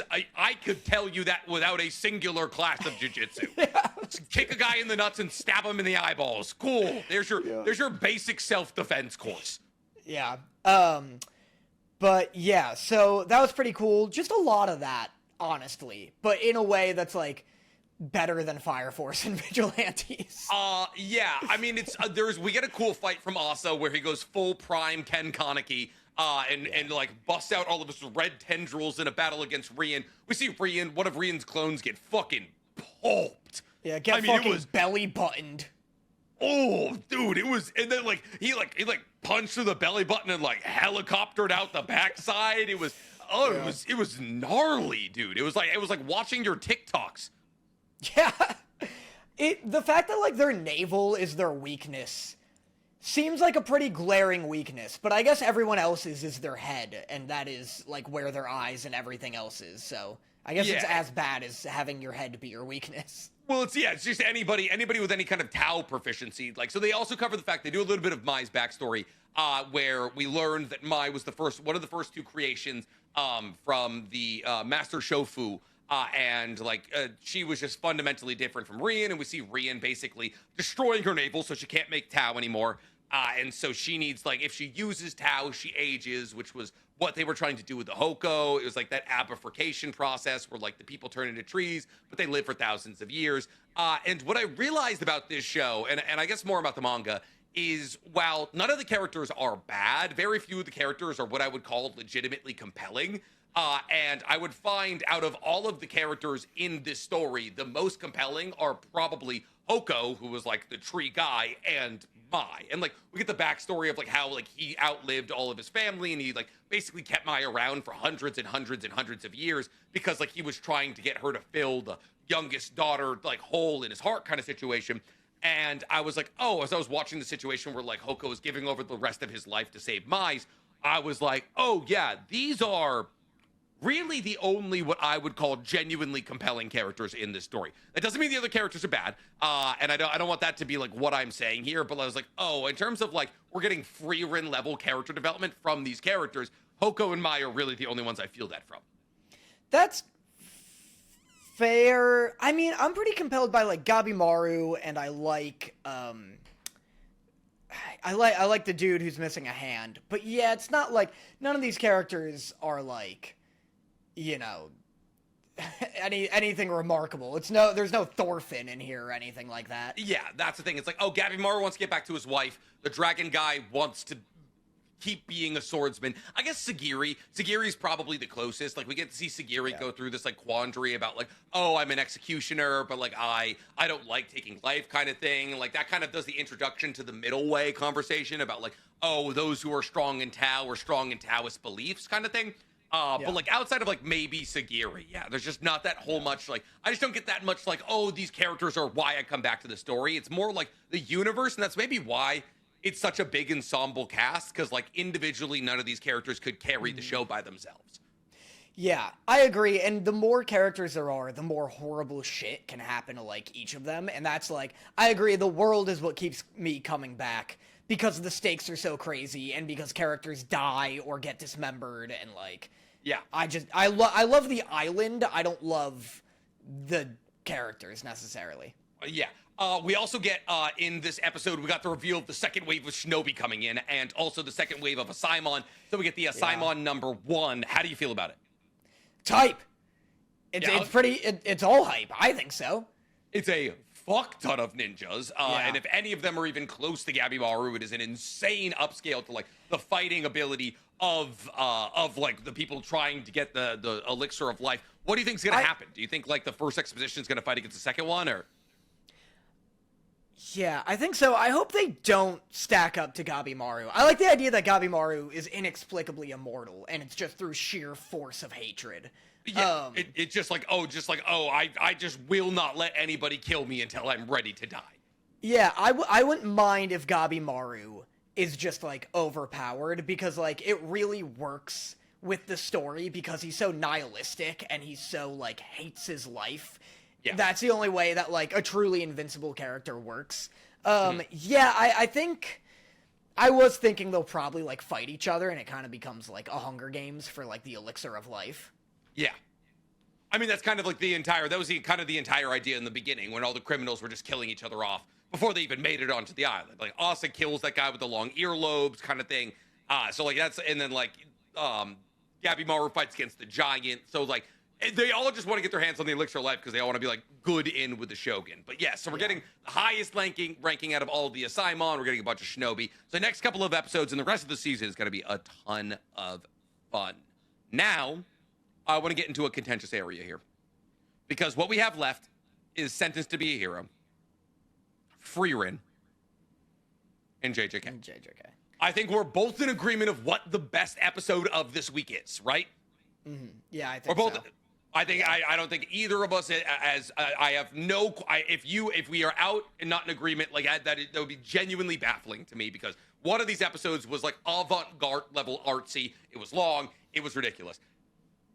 You think Hell's Paradise not Hell's Paradise. No, I don't. This week, Hell's Paradise or Sentenced to be Hero is better than this week's episode of Frieren? I mean, look, we're tossing around words like better as if we're crunching the numbers and like running the stats, but I liked it. Like, Sentenced to be a Hero this episode blew me away. If the hype of Sentenced to be a Hero has been here, I've been, like, probably here. Like, I acknowledge that it's hype, but I was like, I'm gonna need to see if the characters can, like, pull for me, or if it's all just, like, flash and cool animation. And this episode, like, my last note of Sentenced to be a Hero this episode was like, it was like, I think I love this episode. Like, this blew my socks off. I loved the characters, I loved the lore, and, like, the philosophy being introduced, and then it ends so hype. Why? Plead your case for this episode of Frieren. This episode of Frieren, oh my god, dude, it's such a cool, just the premise, honestly. The premise of this, I love the introduction, like, it's such a like masterclass in storytelling. Like, we get introduced to the hero of the South this episode. By the end of the episode, he is an empathetic character who is like integral to the development of this plot, right? And it's like there's this whole shame kind of thing where it's like Frieren knows him, and he played such a pivotal role in like the defeat of the Demon King, but nobody else knows him. Like Stark, who was born after the death of Himmel, doesn't know about him. Like he knows he's gonna be forgotten in the annals of time, but he still does what he needs to do because he knows his actions pave the way for Himmel.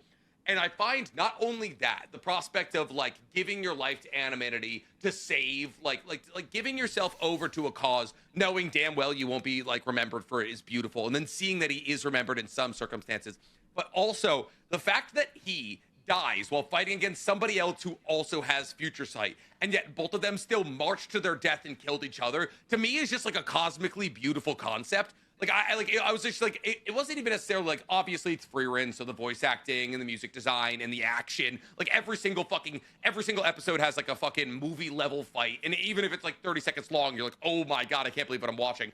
But like I think it was just like the premise of this episode delivered in such a way that I appreciated, that I was like, oh, this is another Frieren masterpiece episode. I want to double back on I guess, should we just talk about Frieren? Because you really unpacked it a lot. And we don't have to say that it's because of our order. Yeah. What's it called? So, did Frieren tell Himmel? I think Himmel knows about the future sight and the fact that the guy carved a path. Or does she tell him something that we don't get to know?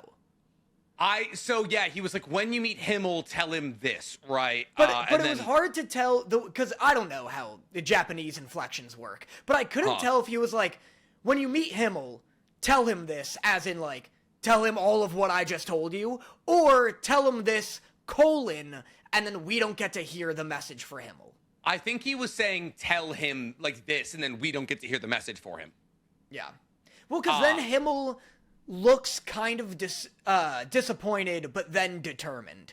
And so it could have been both. And that if it's, I don't mind either one. Like, they're both good possibilities. But if it's like, tell Himmel everything I just told you, it adds an interesting layer to Himmel, where that, like, brief flash of disappointment is like, oh, does Himmel want glory, but is like, no, I can't want that. Like, I want to be the hero everyone says I am, and I want to suppress this human side of me that's like, you know what, I would have liked if I was the one solely doing this.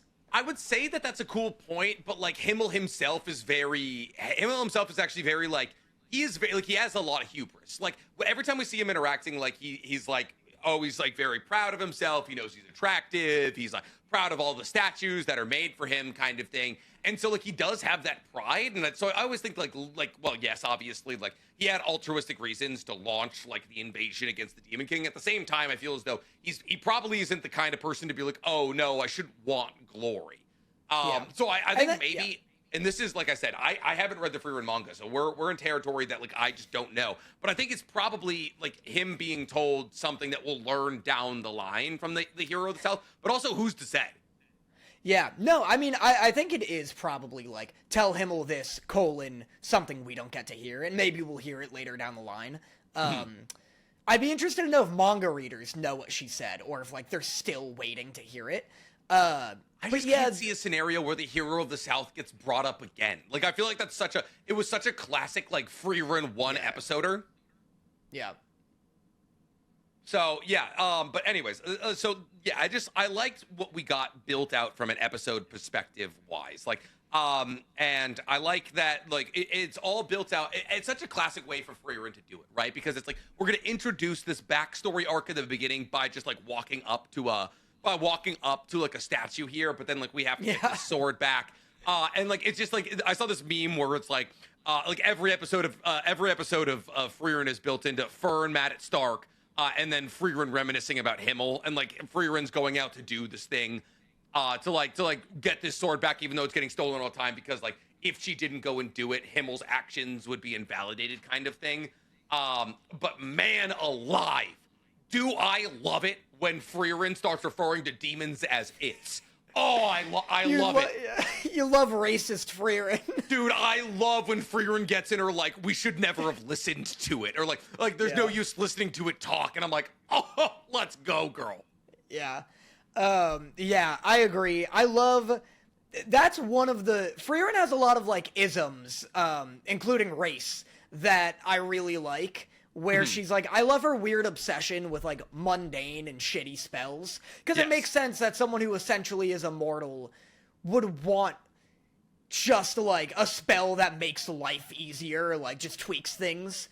And then, I also like... Oh, I like anytime she gets a little bit, like, sassy or salty about something. Like, I like that she's like, God, this kingdom specifically is always asking for ridiculous things. Fucking hate this neighborhood. Goddamn, I gotta hate this neighborhood. Let's get out of here. Yeah, Himio just put... Did you like the fight? Did you like the fight against the sword demon at the end there? Because, like, it wasn't that long, but I feel as though, like, what I've... And this is why I find it so funny that you call Frieren, like, a sleepy, warm kind of show. Because every single episode we get, like, legitimately a movie-level fight, even if it is just, like, 30 seconds to a minute long. I liked... The fight was very fine. The standout moment is Stark saving, Fern. That went pretty hard, where he catches the axe. Yep. Yeah. Catches the axe and kind of, like, parries it. Stark has, like, the coolest axe in anime. I can't stop looking at it. I don't know why. It's like, transfixing. I have to give you just terrible, terrible news. Have you ever seen Sakura's axe? Isn't it ginormous? It's like stupid big. But the worst part is, yes. So in a bunch of, like, you know how, like, sometimes at the beginning of a manga chapter, there'll be, like, color pages, or, like, the mangaka will just do art of, like, their characters and, like, different magazines and such like that. Kishimoto, every time he does art of Sakura, like, not in the manga, she gets some gigantic fuck-off axe, and it's so sick. Yeah, this is... Yeah, I'm really eating my words here. This is a really good axe. It's a great axe. It's a one-sided axe. It's huge. There's, like, artwork of Sakura sitting on top of it. But also sometimes she's got two smaller axes. I'm looking at the two smaller ones. This makes her look like a fucking Hell's Paradise character. Dude, like, she looks so vicious. Cool. And I don't know why. Because here's the thing. Like, she's just punchy heel girl. There's really no reason she shouldn't have got axes. Maybe Kishimoto didn't want her being, like, too close to 10-10 in terms of abilities. But... And then Naruto Top 99, which was like a worldwide voting thing a couple of years ago, where we voted on like, oh, who our favorite characters are, and whoever won got a spin-off story. I remember it ended up being Minato, but Kishimoto made art for the top 21 because he wanted to include Kurama, and in that he gave her axes, and it's like, so you know what the people want, you're just not doing it. Weird. I mean, it's not. Early Naruto is very weaponless. Like, they use kunai, they're useless though, and they use shuriken, which are useless. I mean, Zabuza's got the executioner blade. Well, but those are villains. Like, the villains will have swords. Orochimaru throws up a snake that has a sword in its mouth. Yep. Haku's got Senbon. Yeah, it is almost always villains. You're right. None of the main children have weapons except Tamari. And Tenten. Unless you count a puppet. Yeah, but even Tenten, she throws weapons. She's not running around with like two swords. Weapons. Yeah, she never actually. That is crazy. She never really gets an equip. Like she gets the Bashusen and the she's fourth grade fucking brain dead. She's so stupid. Why wouldn't she run around with like a scythe or something? Like you're telling me all you do is throw like an equivalent of a suitcase of knives at people? Yeah.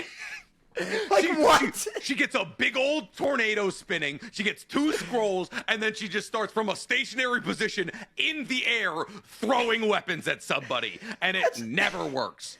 That's like if the new Mortal Kombat came out and it was like, we gave Scorpion a new weapon. It's a pillowcase full of knives. Yeah, what are you talking about? He just throws it, and you're like, you left all the feathers in there. It was soft.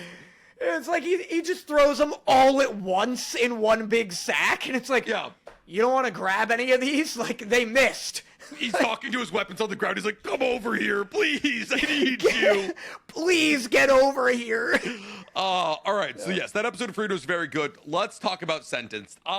Listen, I have a hot take here that might get on some toes here, because you constantly talk about how popular Sentence is, and Sentence is very clearly very popular. But my hot take is Sentenced to be a Hero is currently struggling from early onset Kaiju number 8 syndrome. Okay, I need elaboration. I loved this episode, by the way, when this inevitably gets stuffed into a TikTok. I also loved this episode. Oh, well, what the hell? Anytime Xylo is on screen, I'm like, man, I wish we were with King Norgalle. I wish we were with Tatsuya. I wish we were with anybody who is not Xylo. Yeah, I'm not there yet. The voice acting may just be the biggest hindrance for I honestly think I have to switch to sub, because I can't do Xylo in dub. It's not bad. It's just like it's like a little itch on your back, and it's like, ooh, that annoys me a little bit. It's just Todoroki, and he sounds too young for how, like, gruff and mature this guy looks. Yeah. Switch to sub and see how you feel. But I also... Because I loved this episode, and when it ended, I was like, oh no, I think I just loved that because of the fucking blonde king guy, and now he's gone. Yeah.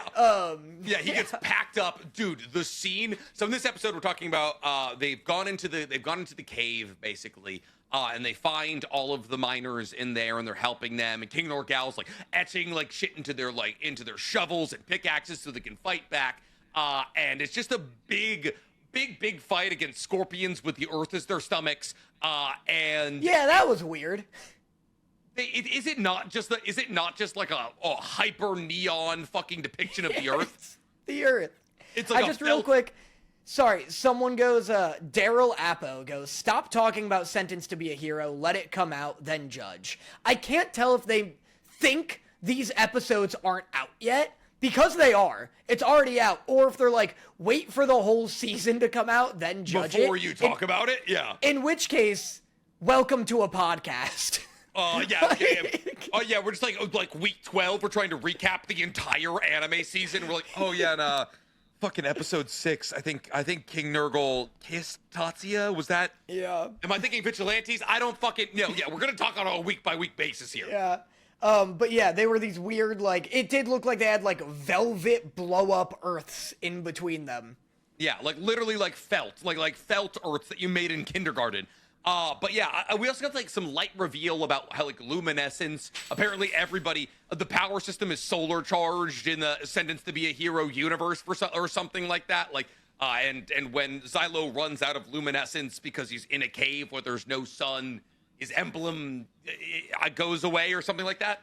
Yeah, that was strange. They're weird luminescence based. Because at first they talk about it in terms of, like, the lanterns, and I'm like, yeah, that makes sense. And then he's like, me too. And I'm like, what?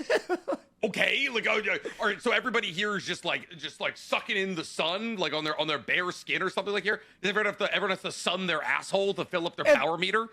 It's photosynthesis. Like... Yeah, literally, it's just water the sun, and I'm over here making sugars. Yeah.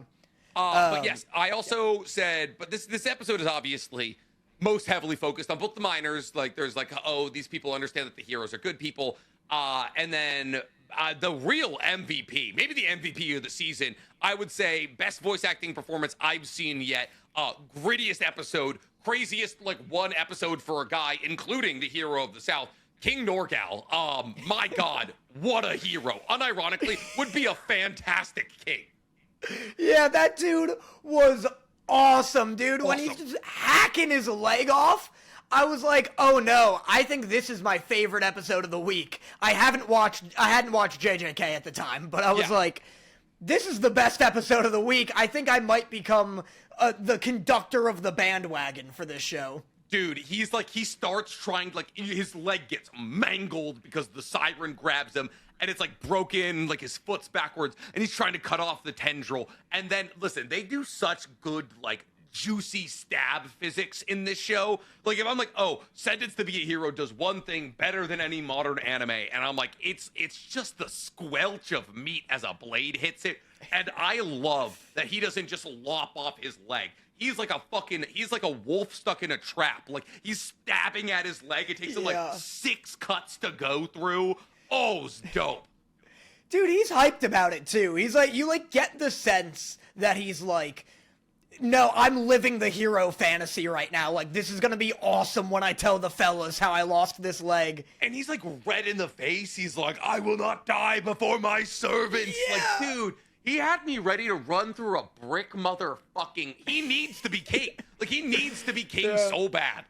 I hope he comes back. Like, I hope they leave this village and then in like 3 seasons they come back and he's running it. You know, like, I need the One Piece ending for him. Well, they said they hauled him off to, like, the Fixer. They're like, oh, what's left of Norgalle? We hauled him off to the Fixer. Did you catch, though, when he was, like, falling into, like, the giant monster, like king, he said, like, I'm gonna save you, Norgalle, or something like that? Like he referred to him, either referred to himself in the third person, or he thinks he's somebody that he's not.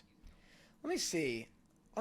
You think it's delusion? Like he lost blood? That's what you're saying? He goes. No, I think he's like talking about how he's gonna save Norgalle, basically. Yeah. And I think like maybe he thinks he's king because he was like meant to protect Norgalle or something. Like I think King Norgalle is a different person. He thinks that he's that person. Yeah. I think he's like, Norgalle, stay right where you are. I'm coming to save you. Yeah. Yeah, I wonder if it is like I've been watching Mad Men, and in Mad Men, Don Draper, spoiler, takes another man's name in the Korean War, or Vietnam War, one of those. Mm-hmm. In the no, it was the 50s War, Korean. that's the 70s, yeah, Korean War. Yeah. But he's like, it's him and one other dude named Don Draper, and that guy dies. And he swaps their dog tags, because that guy was, like, 2 days away from, like, leaving, like, retiring the war. And so he gets the fuck out of there. Oh my God, I would have done that in a heart. That's genius. Yeah, and so a lot of the themes of the show are about Don, like, grappling with the fact that he is wearing another man's freedom, because he should still be in Korea. Yeah, peace out of there. Fuck that. That fucking Homer is that Simpsons meme. Fucking, I'm out, dude. See you later. That dead guy's not using his freedom. Like, whatever. I'm not dying for the 40-second divide. Are you kidding? No, thank you.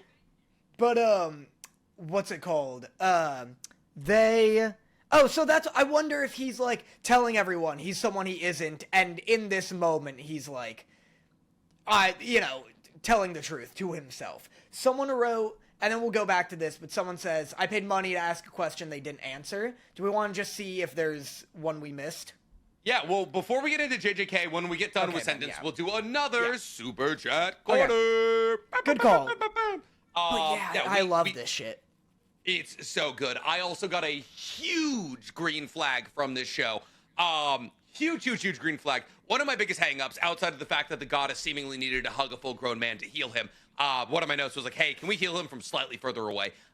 Was that like, oh, there's a sexy female commander, but she's a bitch. And that was my biggest hang-up on this show. Because like an isekai universe loves to put a woman in a position of power and then just make her the worst person you've ever goddamn seen. Right. And at the end of this episode, like there's like some priest and like he's like, oh fuck these guys are heroes, like why are they taking all of our credit? And she's like, hey listen, you're hiding behind an emblem. These guys actually went into the mine and saved all these people. Let them get their praise. And I was like, oh Yeah. oh, thank God we're not doing like needlessly bitchy woman in power. That was a massive green flag for my enjoyment and continuation of the show. Right, you're saying it's like pseudo-feminism, where they're like, look at her, strong female characters, and it's just like, they can shoot a gun really well, but their personality's awful. You're saying this is more like, oh, this is a well-rounded three-dimensional character who is tough because she's a general. Yes, like literally, because she's worked her way up to the highest rank in the military. Yeah, I agree. No, you keep going. I'm just texting Stank for the super chats. No, I agree that, the more development she gets, the better, because I was also like, oh, she's just gonna be like, you know, antagonistic towards the main character, like in a Bakugo way, where it's like, we need a rival, so she has to hate him. But I like that, yeah, she adapted to the situation. This whole episode was like, the prove me wrong episode, where it's 100%. like, there was good action, and the end was like spectacular action, but I was like, the downtime I wasn't bored during, like I was in like season 1 of Windbreaker, for example, or like Solo Leveling, where it's like, I'm just waiting for the next fight. Like this, I genuinely like the characters, and I like seeing their interactions. You just want to see Norgalle get put back together so we can get more fucking Airwood speeches from that man. Dude, I need them to replace him with something else. If the show becomes like Frieren with more violence, where it's like, oh, he goes on a mission, he meets a fun character, so and such happens, rinse and repeat, that's fine, but like, they may have blown all their chips on episode 3. With Norgalle, 100%. With Norgalle. That was such a good scene. But alright, that brings us to real quick. I wrote, never seen something try and fail so hard to look sexy before. What was trying to fail and look sexy? This fucking tree monster?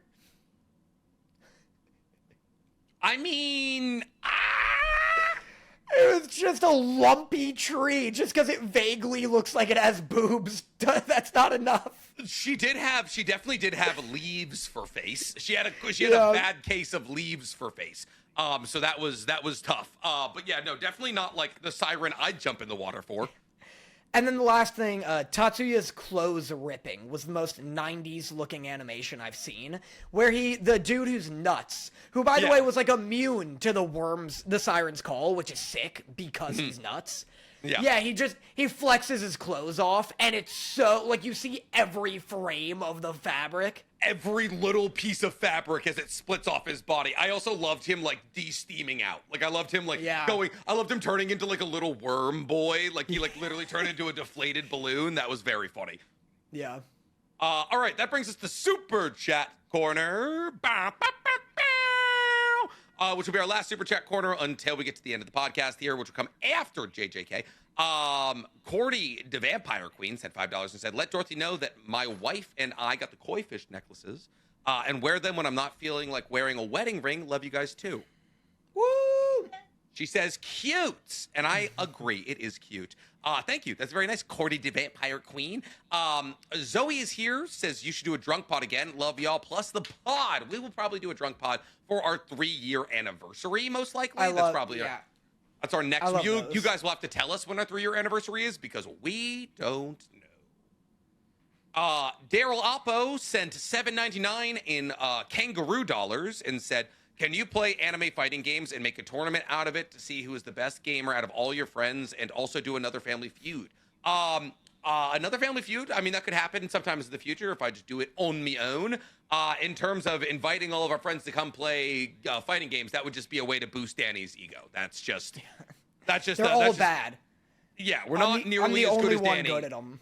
I literally hosted Danny's birthday last year. Well, I wasn't in town this year. But I hosted Danny's birthday last year, and I invited a bunch of people over to play fighting games, and he just kicked the shit out of all of us. Nobody stood a chance. Yeah, it wasn't fun. No one wanted to play against me because I'm the only one who was good at it. What? Stank just said 3 years was January 15th. So last Good week, thing I'm drunk. Hey, We'll it's the afternoon here, baby. It's 1 do it p.m. we'll do it when you're back. Can you check out Mop Kenskun says, can you check out Squash? It's one of my favorite and feels like nobody's ever heard about it. It's about basketball and mechs on the moon. Squash. Why are you saying it like that? How's it spelled? B-A squash. Oh, busquash. Squash. What the fuck is this? Oh yeah, there is an exclamation point. This is from 2009, and it certainly looks like it.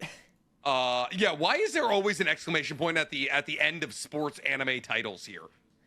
Oh, it's CGI, and it's from 2009. Yeah, I just saw some still frames, and it looks like a rough watch. Let me tell you, boy, is this mech playing basketball. Yeah, it is. So mechs on the moon. Man, the art style does look. The character design is kind of sick, though. I might have to make a TikTok about this, or a different short form thing, because TikTok is broken right now. Goodness, googly moogly. There's a woman who looks like Bayonetta, and wow, wowie, wow. All right, yeah, maybe What maybe age is this for? Yeah, that's a real good question. All right, go squash. All right, Lone Wolf says, I meant who the focus in Fake specifically is. Oh, look, who's the main character in Fake? Probably the Saber. Probably the guy Saber, I'd imagine. I'm only 2 episodes in, though, so I have no idea. Bugman sends $2 and says, why does the name change every single week? I don't know, man. That's how fucking... Ooh, sorry I'm being silly. Yeah, that's how dare I? Welcome to Bits, baby. Idle Gamble says, Kagurabachi is desperately in need of a breakdown video. Nick, your time has come. Listen, I have a 4-hour flight to Hong Kong in a couple of days, and then a 16-hour flight from Hong Kong to Los Angeles. I'll just download like 100 chapters of Kagurabachi and get caught up. That's what I did for One Punch Man way back in the day. I'll do it again. But Squash is on fucking nothing. But Squash is on Steelbooks and Steelbooks alone, baby. It's on the moon where it belongs. If it's on Steelbooks, I'll fucking buy that Blu-ray. Let's see. There's no way there's a Squash Blu-ray. Oh, you're damn right there is. The complete collection, $23, arrives tomorrow. Yes, please. Let's go, baby. We're squashing it. I can't wait for you to get like soft drugs, cigarette pod. Oh, cigarette pod would be awesome. I can't wait for you to get 2 episodes in. Welcome. I think JJK was pretty good. We'll get to our 7th anime and blow our voices out. Cigarette pod is so funny because it's so like barely anything. Yeah, they just like us getting like lightly dizzy and being like, I don't want another Marb Gold. Yeah. Daniel Arpo sent $7.99 kangaroo dollars and said, would love if yous react to all abridged content like Steven reaction. Like Steven reaction would be great to see, and Chris would love to see the jokes, and Danny probably seen it. React to all abridged content. Oh, like SAO abridged and all that, like Team 4-star stuff. Yeah, that's cool. That'd be fun. The abridged stuff is always a good time. Ooh, AT. I don't know what that is. Maybe an umlaut. It's an O with a strike through it. I'm gonna say Adam Slot since 50 goddamn buckaroonies. Woo! Thank you so much. Oh god. Sorry, I'm looking at Basquash still. I couldn't see what you're doing. Whoa, that was gross. I don't know why I did that. Can we? I want to do something special. I'll only do cigarette pod if we can do it in your house. We'll do it before my house gets built. We'll just like smoke a pack each and fucking in the new pod room. Either that or we're both just like a head out the window the whole time. We have a super long filter, like a 6-foot filter to the window. All right, Adam Slots with 50 buckaroos says, why do you think most characters with space/reality warping powers are so considered weaker than other characters? Example, Sukuna's divide targets the world space itself to divide, but can't cut a Kamehameha. Love y'all. ATL Momocon. Momocon seems like a lot of fun. Me and Danny just have never been invited. Why do I think characters with space/reality warping powers are considered weaker? I don't think they are at all. Space, like I mean, like you see some space warpers in shows like Black Clover, like Longris and his brother, whose name I should probably remember. And they're considered pretty powerful. Like, space warping is always crazy. Kamui in Naruto is considered to be the strongest out of any of the Mangekyo Sharingan abilities. And Sukuna's ability to, like, cut the world itself and go through, like, what would be considered conventional durability is something that wins him a very, very, very important fight. And so I don't know. I wouldn't say that they are weaker. I'd say that they're usually pretty strong. But thank you for the $50, Adam Slots. Someone says play Don't Blink and the loser has to shave their beard. And I'm tempted, but you're naturally good at literally every game. So What is is it just not blinking? Yeah.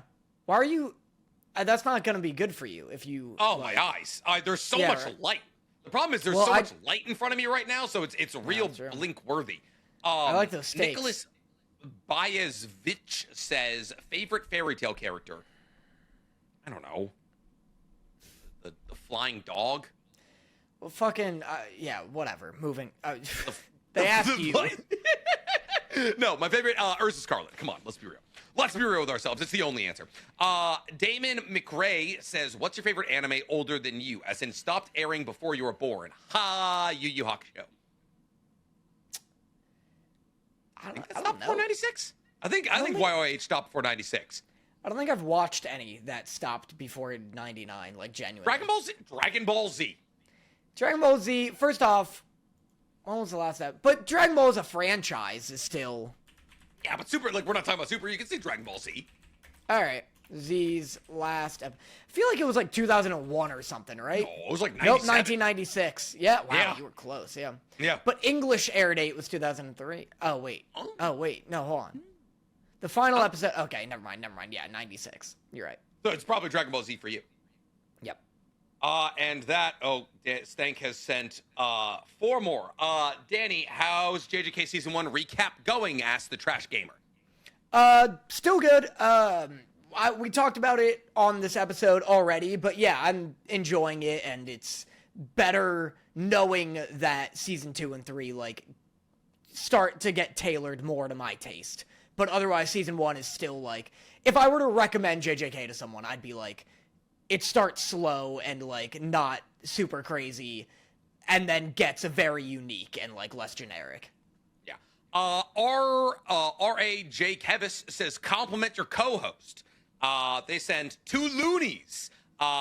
Danny's hair, I'd say, currently looks the most voluminous I've ever seen. I think the wolf cut was a good choice. The back of his hair is flaring out very nicely. Thanks. Your skin's looking really good. I have windburn. Moisturized. Active windburn. Yeah, this was from how much wind was on the mountain. Wow. Nicholas Biazvici sent another $2 and said, favorite fairy tale character. Now it's changed. It's Lucy Hartfilia. I like when they do the bondage stuff. Yeah, every episode. They be putting that woman in situations. Yeah. Landon is me Keck says, if you were both to invent a breathing style for yourself and Demon Slayer, what would it be? Invent? So it can't already exist. Mm-hmm. Sound breathing only. I would be a sound breather. I know I would be a sound breather, but it already exists. So your answer is I'm not going to say anything? No, I'm trying to build off sound breathing. Yeah. Yeah, it's funny because it can literally be anything. It's not even just elements. Like beast is one of them. Like yes, I fucking it's usually love is one of them. Insect yeah, love is one of them. Be cool to be like fear breathing. Like, what would that look like? That'd be kind of fun. Would that be you being fearful or them being fearful? It would kind of be cool to see. Realistically, me being fearful, but it'd be cool to be like a Batman-esque, like where your whole gimmick is intimidating the shit out of your opponent. No, I kind of like the inverse of that, where it's like it's kind of like Zenitsu, where you're so afraid that you dodge really well, kind of thing like that. It's like Drunken Fist. Yes, I was gonna say like maybe drunk breathing. That if I can't be sound breathing, maybe drunk breathing, because I think that would be a really fun. That'd be a really fun like possible addition to the power system. Vibe breathing is very funny. All right, that is the end of our secondary super chat corner, which brings us to the big episode for the week, Kill Bill Part 3. But make it anime. We got JJK Episode 4, Season 3, Maki versus the Zenin clan. By far and away the best episode of the week, probably the best episode of the season, if I had to say. Now, that's interesting you say that, Nick, because not everyone agrees with you. I could 100% see how people would dislike this episode. I am not one of those people. Whoa, because I didn't know if you've heard about all the discords. Did you hear Japan specifically hates this episode? Mm-mm. Japanese viewers do not like this episode at all. I mean, obviously, I can't speak for every Japanese viewer. Because they haven't seen Kill Bill? Well, it doesn't help that I bet Japanese people see Kill Bill as appropriation of their cinema. That's definitely kind of the point of Kill Bill, but also, yeah, it's literally just a white woman cutting down a bunch of Japanese people. But here's some tweets. By the way, Bash on TikTok, who's a big fan of myself. I don't know if he watches the podcast or you, but he made a video about this. At the time, it had like 300 views, and I was like, gonna make a video, but I was like, you know what? I'll let him have it. Good for Bash. It's now at 3 million views, so fuck that guy. I should have taken it while I had the chance. Absolutely. Always pick the fruit when it's ripe, baby. Hit that iron. He goes, or he was just talking about, here's some tweets. Man, by the way, these are all from Japanese accounts. Man, the way foreigners and Japanese people perceive things is seriously off base. While Japanese folks are watching for the work as a whole, most foreigners are just eyeing the movement. So to kind of translate that, because these are all translated, he's saying that Japanese people are watching it for, like, the plot, like, the general artistry of the story, and American viewers are just watching it for the animation. He goes on to say, they completely ignore the content and go full brain dead, like, ooh, god tier animation, only hyping the visuals. Shit tier background music, baffling original source changes, random anime original additions, overdone direction, and Shinichi-kun casually taking a stroll while his buddies are on the brink of death. That was one of my gripes, personally, but... First off, okay, first off, it's Shinichi and Ranta are not close, and Shinichi is a very bad... All right, this is so interesting because this entire opinion is so interesting because it's mostly based on the fact that this person's being like, oh, I understand JJK better than these anime-only casuals, and, like, this episode was made because anime-only casuals are ruining the consumption of JJK. But, For like, sure. being like, oh, Shinichi wouldn't be casually strolling up to Maki, the fuck, like, that's who he is as a character. Like, he's Well, but does he do that in the manga? That's where I want to bring this to you, is like, what are the manga differences?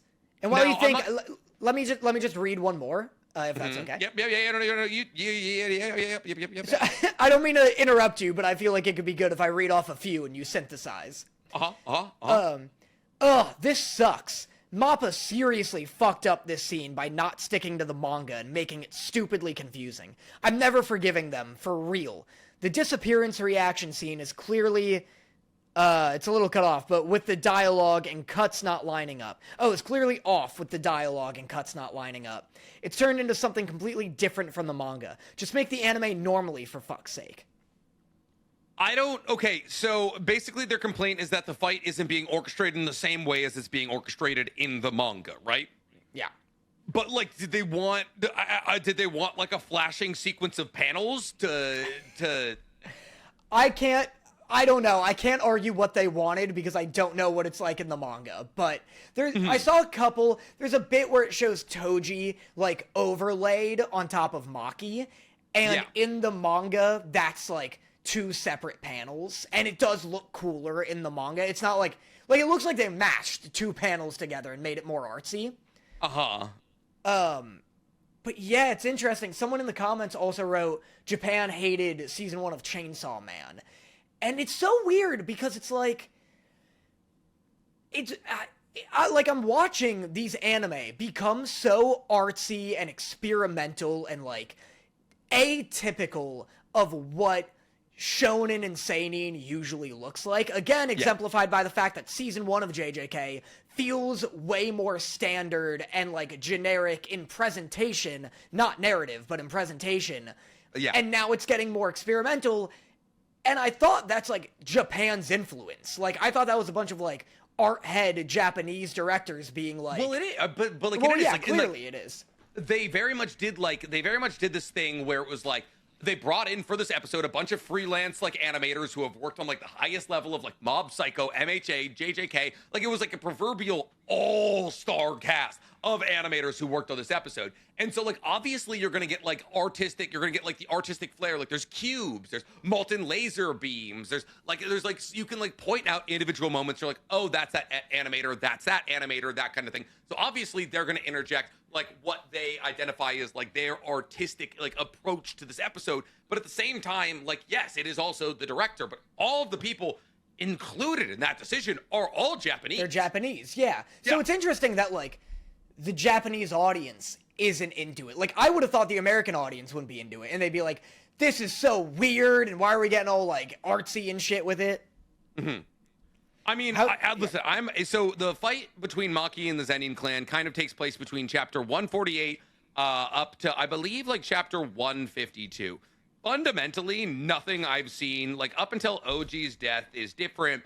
And like there isn't really like drastic, what could be identified as like drastic changes.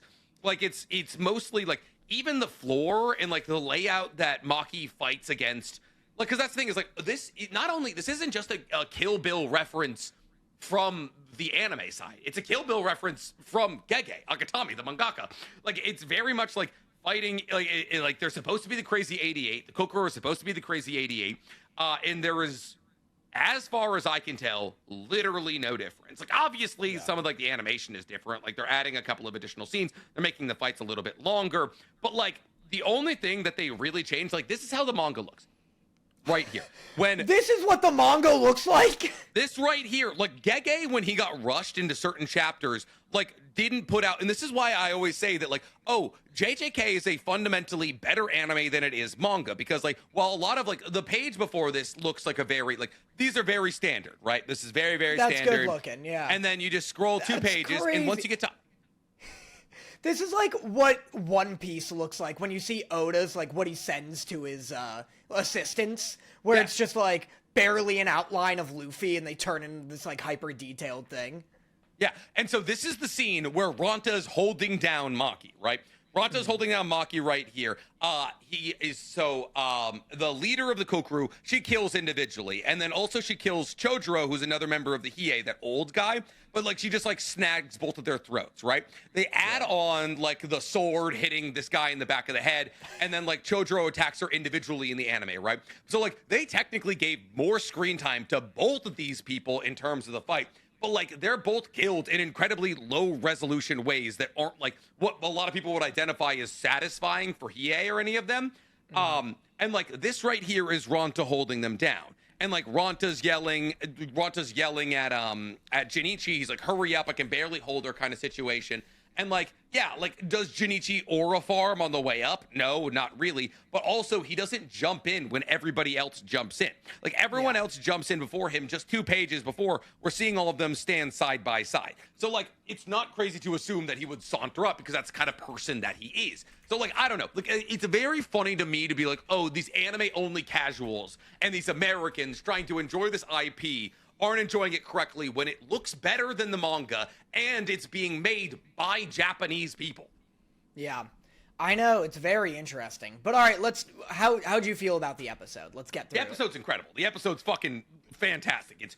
It's almost like I said, we said from a couple of these episodes from like season 3 of JJK, it's almost avant-garde with how artsy it is.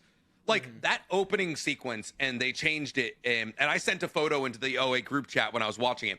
I was like, I'm 30 seconds into the episode, and they're doing like a paper door slide scene where we see Naoya. We see over Naoya's shoulder, and Maki's framed in the door, and Naoya's like leaning outside the backside of the window, and he's got a foot up on the piano. And I'm like, I can't explain why this is artsy as fuck, but when I watch something, and especially when I'm watching something for work, and I'm like being more critical about how I'm watching it, I'm like, oh, that looks good. Like that just looks, it makes me happy to see that. And the sequence of Naoya like playing the piano with his foot, very Tarantino-esque. it's awesome. It's dripping in Kill Bill references. I love the shot in that same shot where she's coming into the building or whatever, into the room. The reverse shot is like a window right behind him, and it pans up, and he's like, remember how I used to like bully you when you were a kid? And it pans up, and then it shows him doing that like out in the field, and I was like, oh, that's fucking spectacular. That's really good. It's such a cooler way to show a flashback, to have it like, oh, there's where it was, then like cut to like them when they're kids and do it in a very traditional way. Like that is very clearly like a direction choice. And like, and it makes it feel almost like, it makes it feel almost more personal because you're far away and you can't even see what's happening. So it lets your imagination do the work for you. Yeah. Yeah. Well, it also is like reminiscent of like a memory. Right? Like, you remember the shape of it, but you don't have, like, the details, necessarily. Yeah, and then, like I said, and listen, if you have a problem with the direction of this episode, like, this episode is dripping in direction. Like, it is absolutely dripping in direction. The fight between Maki and OG, like, their first fight, her father, the very classic, like, it's all dark, and then the sparks of their blade, like, light it up, which is a very, like, I think, Seven Samurais thing to do. I don't know. It might also be Kill Bill, but like Kill Bill obviously is inspired by like the Seven Samurais and all of the classic Japanese like samurai films, or like Ronin films, that kind of thing. But like very classic. I love the decapitation of OG, Maki and Mai's backstory. Do you understand what's happening with the identical twins bit? That's so funny. I love anytime JJK is like exactly what you warned me it would be, because season 1 and 2 isn't too bad, but this season's really getting into like where it's silly, but it's cool. Twin stuff is always really interesting to me, and when it comes to like power systems, but basically, oh fuck, I like knew it. I knew you'd quiz me at the time. I wish I took notes, but it's basically like Mai uses some term that perfectly describes it, but basically, Maki and Mai are twins and are kind of like stealing cursed energy, or not cursed energy, like some other term I thought, but they're stealing it from each other. And so one can't fully have it if they're both alive. So she sacrifices herself to essentially give Maki a power boost. Like a Namekian-style power boost. Yeah, like a fuse kind of thing. Yeah. It's pretty close. So, identical twins are identified as the same person through the medium of Jujutsu. By Jujutsu. Yes, that's what I was saying. Yeah, by Jujutsu, they're like, it's the same person twice. And so it's like, its bandwidth is getting sucked up by both of them. So Maki can't be curse energy-less, which would give her the highest level of heavenly restriction, like Toji, until Mai takes the cursed energy with her, which is why she kills herself by making a giant sword for Maki to use, the dragon bone for Maki to use in combat against all of the Zenin. It's such a, and then they kind of do this in the manga a little bit, but they cut up from the beach and you see two birds flying behind, like two geese flying behind the pack. And like, if you know why geese fly in a V, it's aerodynamics. They create pockets for each other, which means like if you fly in the front, like you're technically like that goose is taking like the most, like it takes the most for that goose to fly. But if you're not flying in the V, you're not like, it's harder for you to keep up kind of thing. And so the whole like ideology, or not like what they're trying to show you there symbolically is like, oh, Maki and Mai are the birds flying behind the V of the Zenin clan. And so like now that like Maki, or now that Mai is gone, Maki can like join or destroy the V kind of thing. And so that's such a cool scene. And man, it's just everything about the fight sequencing is so good. I love the sequence of Maki sliding on the blood. Just slipping, just literally not moving, just sliding through. The guy who gets his somebody's arms get cut off and then the sword falls into the head of the other guy. One of my favorite kills maybe ever. Dude, this episode, like I said, felt like unrecognizable from even its own season. Yeah. Because this fight felt unlike any other fight we got in Jujutsu Kaisen, at least when she's, like, doing all the sword play with the crazy 88. Yeah. It felt so much more grounded. Like, the movements of her felt, like, realistic. Like, you could film this in live action because it already happened. But, Yes. like, you know what I mean? I feel like we haven't really seen someone use weapons in a way that feels this realistic. We've seen Toji sharpen the whatever it's called, Maki's previous... Yeah, Playful Cloud, and use it like a fucking, like, you know, deity. But this was like, you see the blood trails realistically splatter where the swords move. That was my favorite little detail. Every swing was like a crescent moon of blood on the ground. Yeah, it just felt so grounded. And then in the second half, we get a Naruto Shippuden fight. So you're really getting a whole Dude, that guy does a fucking jutsu. The dude does like this and then makes a big fist come out of the ground. He does alchemy. He literally does alchemy. And then he tries to squash her with his fucking stone conjured hands. And everyone's like, got her. And then joke's on you, didn't got her.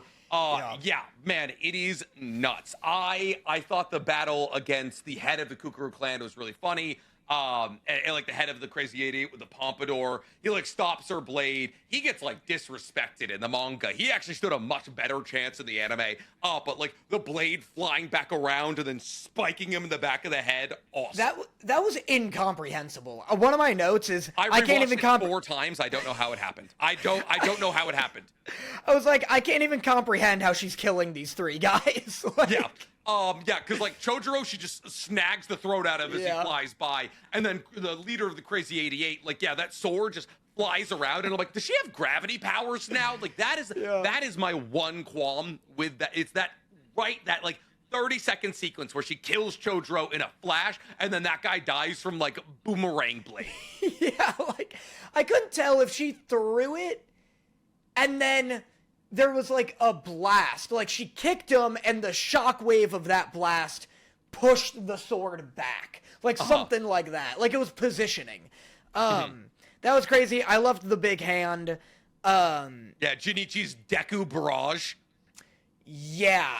Did you you're talking about the big stone hands. I'm talking about like the barrage of like gigantic fists. Yeah, oh, that was so fucking hard. I forgot about that. That was awesome. I love that one dude bleeding from every orifice. Yep, yeah, Ronta just like bleeding from his eyes and his mouth, and he's like, don't worry about me, Junichi, and Junichi just fucking isn't. That's what's sick about JJK, is that, for better or for worse, it feels like there should have been 9 seasons in between season 1 and 2, because like, it feels like out of nowhere, we are getting like god tier level characters fighting, and it like almost feels like there's no build up to that. Like watching, I'm on episode 12 of season 1, and Yuji's biggest attack is still a uppercut that's just a bit stronger than Mike Tyson's, you know. And it hits 1.5 times. Yeah, like, and now we've got like 6 guys doing stuff that would kill your average Naruto character, trying to kill one Maki. Yes. And then like you get a note that like, oh, by the way, she also hunted down everybody else who was left in the Zenin clan. Yeah, she eradicated their whole bloodline. That was sick. And then how'd you feel about the fucking douche like 6 times? Where she melted that guy's skull. The 4 different angles on Naoya's. Dude, we got a Mortal Kombat fatality X-ray of his skull evaporating. Nuts. And then he's alive. yeah, just like half of his face is just mush, and he's just crawling to somewhere, to God knows where. And yeah, Naoya's voice actor is incredible. I also loved like the conversation around like Maki. Like Maki's getting beat up by all of Naoya's punches, and she's counting every single one of his movements, and she's like, she's gotten so fast and so much more perceptive that she can count those 24 movements in 1 second. Yeah. It's weird that Naoya's gone. He's in 3 episodes. Yeah. Yeah. He was the head of the Zenin clan, and now the Zenin clan is no longer. It's just, again, Jujutsu Kaisen really moves at such a clip, like... Yeah. You just can't get attached to characters. If the character is not Actually, even if a character is main to the story, you really just cannot get attached to the characters. A lot of you actually know, you want to know why Japan doesn't like this episode? Why? Guess who was ranked in the top 5 at the end of the manga? End of the manga as most popular characters in Japan. Naoya? Naoya, number 5. He must, well, he comes back. I know he comes back. Because you are so bad at, even this face is like the least believable face anyone's ever made. When I was like, it's weird that he's gone. I have no idea what you're talking about, G. I have no idea what I have the best poker face in the history of poker faces, but his death is awesome. I love Maki like doing a loose, like a shallow slit on her mom's throat, and her mom being like her mom also hating the Zenin clan and being like, no, actually, I am proud of you. And then using like her last breath to stab Naoya to death. Awesome. So good. So yeah, out of 10, what would you give the episode? Yeah, I guess it has to be a 10. Really, there was nothing lacking. Even as because I'm doing my rewatch of season 1. I'm not unbelievably attached to Maki, considering most of my knowledge of JJK right now is from season 2, and she's barely in it. Yeah. As just a little bubble episode where it's this is all gonna be about Maki and the Zenin clan and her relationship with her sister. This got me to care, and also it's the sickest and most entertaining fight of the season. It's so goddamn good. It's so of the year, technically. This is easily the best fight of the year, and I think it'll probably stand up to be the best fight of the year for the rest of the year. I don't know. I'm sure we're gonna get some crazy shit from Fire Force and some crazy shit from Frieren. Maybe Soul Leveling will come out JJK. or more JJK. There is some fun fights coming up in the Culling Games. Yes. So I got to give it a 10. It was like I said, it was avant-garde level artsy. It was fucking incredible. But yeah, that's all we got from anime. This week I have a little bit of best boy news. All right, go on. What? Go on. Should we get I thought into you said, it? okay, hold on. My best boy news. My best boy this week is Black Tiger Sex Machine. They are a band? They are a dubstep group that are inviting me to come interview them about their manga in March. And I am a huge fan of their music, so I'm going to get to meet them. They're big weebs. They're big dubstep producers. Very excited to meet them. So come March, I'm going to be reviewing their new manga, Omen. So shout out to BTSM. Yeah. I got an email from them. They didn't ask me to interview them, but they were like, we'd like to send you our manga. And, if you like it, make a video on it. And I didn't respond because I was like, what's this dubstep-ass manga they're trying to send me? Yeah, dubstep-ass manga they're talking about here. That's sick. That's so I'm hype. very excited. I'm big fans of them. And apparently they're excited to talk to me. So I'm very excited about that as well. When do is you that? want to March? Do you want to recap your best boy, even though we talked about it earlier? That's okay. This is an especially long podcast so far already.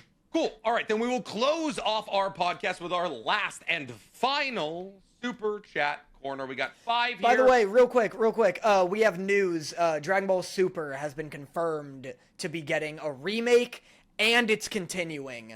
Yes. And a new game is coming out. And what are they going to do about No Toriyama? Oh, wait, are we talking about Dragon Ball Super's anime continuing, or it's manga? Because the manga's not done either. All of it. They're doing One Piece. So it's getting a remake. Mm-hmm. The anime's continuing. The manga's continuing. Holy shit. And a new game is coming out that looks weird as fuck. I'm assuming one of Toriyama's editors will probably take it over. Probably. I hope it's the guy who hates all anime currently releasing. Oh my god, yeah. Yeah, I'm actually now remembering exactly who you're talking about. Yes, he's like, yeah, no, Dragon Ball, the thing I've worked on, that's truly the best manga of all time. Yeah, the guy who's like, the reason Attack on Titan is a failure is because... It's because they never showed Aaron's dick when he was little. That's how you make a good universe. Come on, Aaron never had to pat a woman on her mons pubis to see if she had a dick like him. That's good anime. All right, our love letters is gonna be our final super chat corner here. Our last 5. We got Maximum Winter says, hey, Nick and Danny, got a question for you. Do you both have any new hot takes regarding anime? And if so, what are they? My newest hot take would probably be what I said earlier, that I think Sentence to be a Hero was infinitely more interesting when Xylo was not on screen. Yeah, I mean, if I have any hot takes, like, I've said them. You know, like, you'll find them on the podcast. We don't keep those ones in. Those are not inside thoughts for us, unfortunately. Black Magic says, I enjoyed the Kill Bill fight, but it just wasn't what I wanted. I wanted fluid long shot choreo, kind of like Madara's intro, versus the jarring jumpy cuts. Yeah, no, I understand that. I understand that 100%. Like the choreo was definitely very like a sword's over there now, and she's throwing a sword and it's spiraling through people. It was definitely very choppy, but that's kind of just how JJK's leaned towards in the last 2 seasons. I disagree. I 100% disagree. When Yuji and Chozo are just doing a fucking good old-fashioned Irish pub brawl, and it's all hands, and it's all this. No, JJ, this is, like, more frenetic and choppy than, like, JJK was season 2. So I get why people are annoyed, but at the same time, it's like, I like that this is, like, something new. Like, you still get that good choreo. You get those 6 shots of, like, where she's doing a lot of this. Difference is it's just like sword choreo. Yeah, that is exactly it. And we get a lot of that. And we get some of that like in the battle against OG. Well, I guess not the second battle against OG, but yeah. All right, Cameron Spencer sends $20 and says, hey, huge fan of the pod. Popping in to say hi. By the way, if you ever have a slow season and need something to watch, I think you'd both love Psycho-Pass. If you haven't seen it, it's written by the same guy as Madoka Magica. I've heard great things about Psycho-Pass. I have that on Steelbook on Blu-ray. I plan to watch it at some point, but before then, I gotta watch Basquash. So Basquash is first, dog. But thank you for the $20. That's very nice of you. Thank you. The Trash Gamer sends 5 loonies and says, it's my headcanon that the dude Maki 1-inch punch didn't die. He just gave up. I would. I wouldn't have been in the room to begin with. With that being said, Maki literally hunts down everybody who's not there at the Zenin compound, so even giving up probably isn't your best strategy. Ethan Orif says, did you guys see Mr. Beef trying to prove he's an anime fan? Also, very Nick random, but everyone in the chat is talking about your eyes being pretty. Thank you. I have very long eyelashes and very green eyeballs. I appreciate you guys saying that. Mr. Beast is an anime fan. I know at least he likes Naruto quite a bit. I don't know. I didn't see anything about him trying to prove it, though. Wait, here's a TikTok. Is Mr. Beast an anime fan? A fake anime fan? I mean, I think if anybody out there would fake being an anime fan for, like, views or money, it'd be Mr. Beast. He is greed incarnate when it comes to content. Yeah. He roasted entire One Piece fandom for being too critical. I mean, I don't know.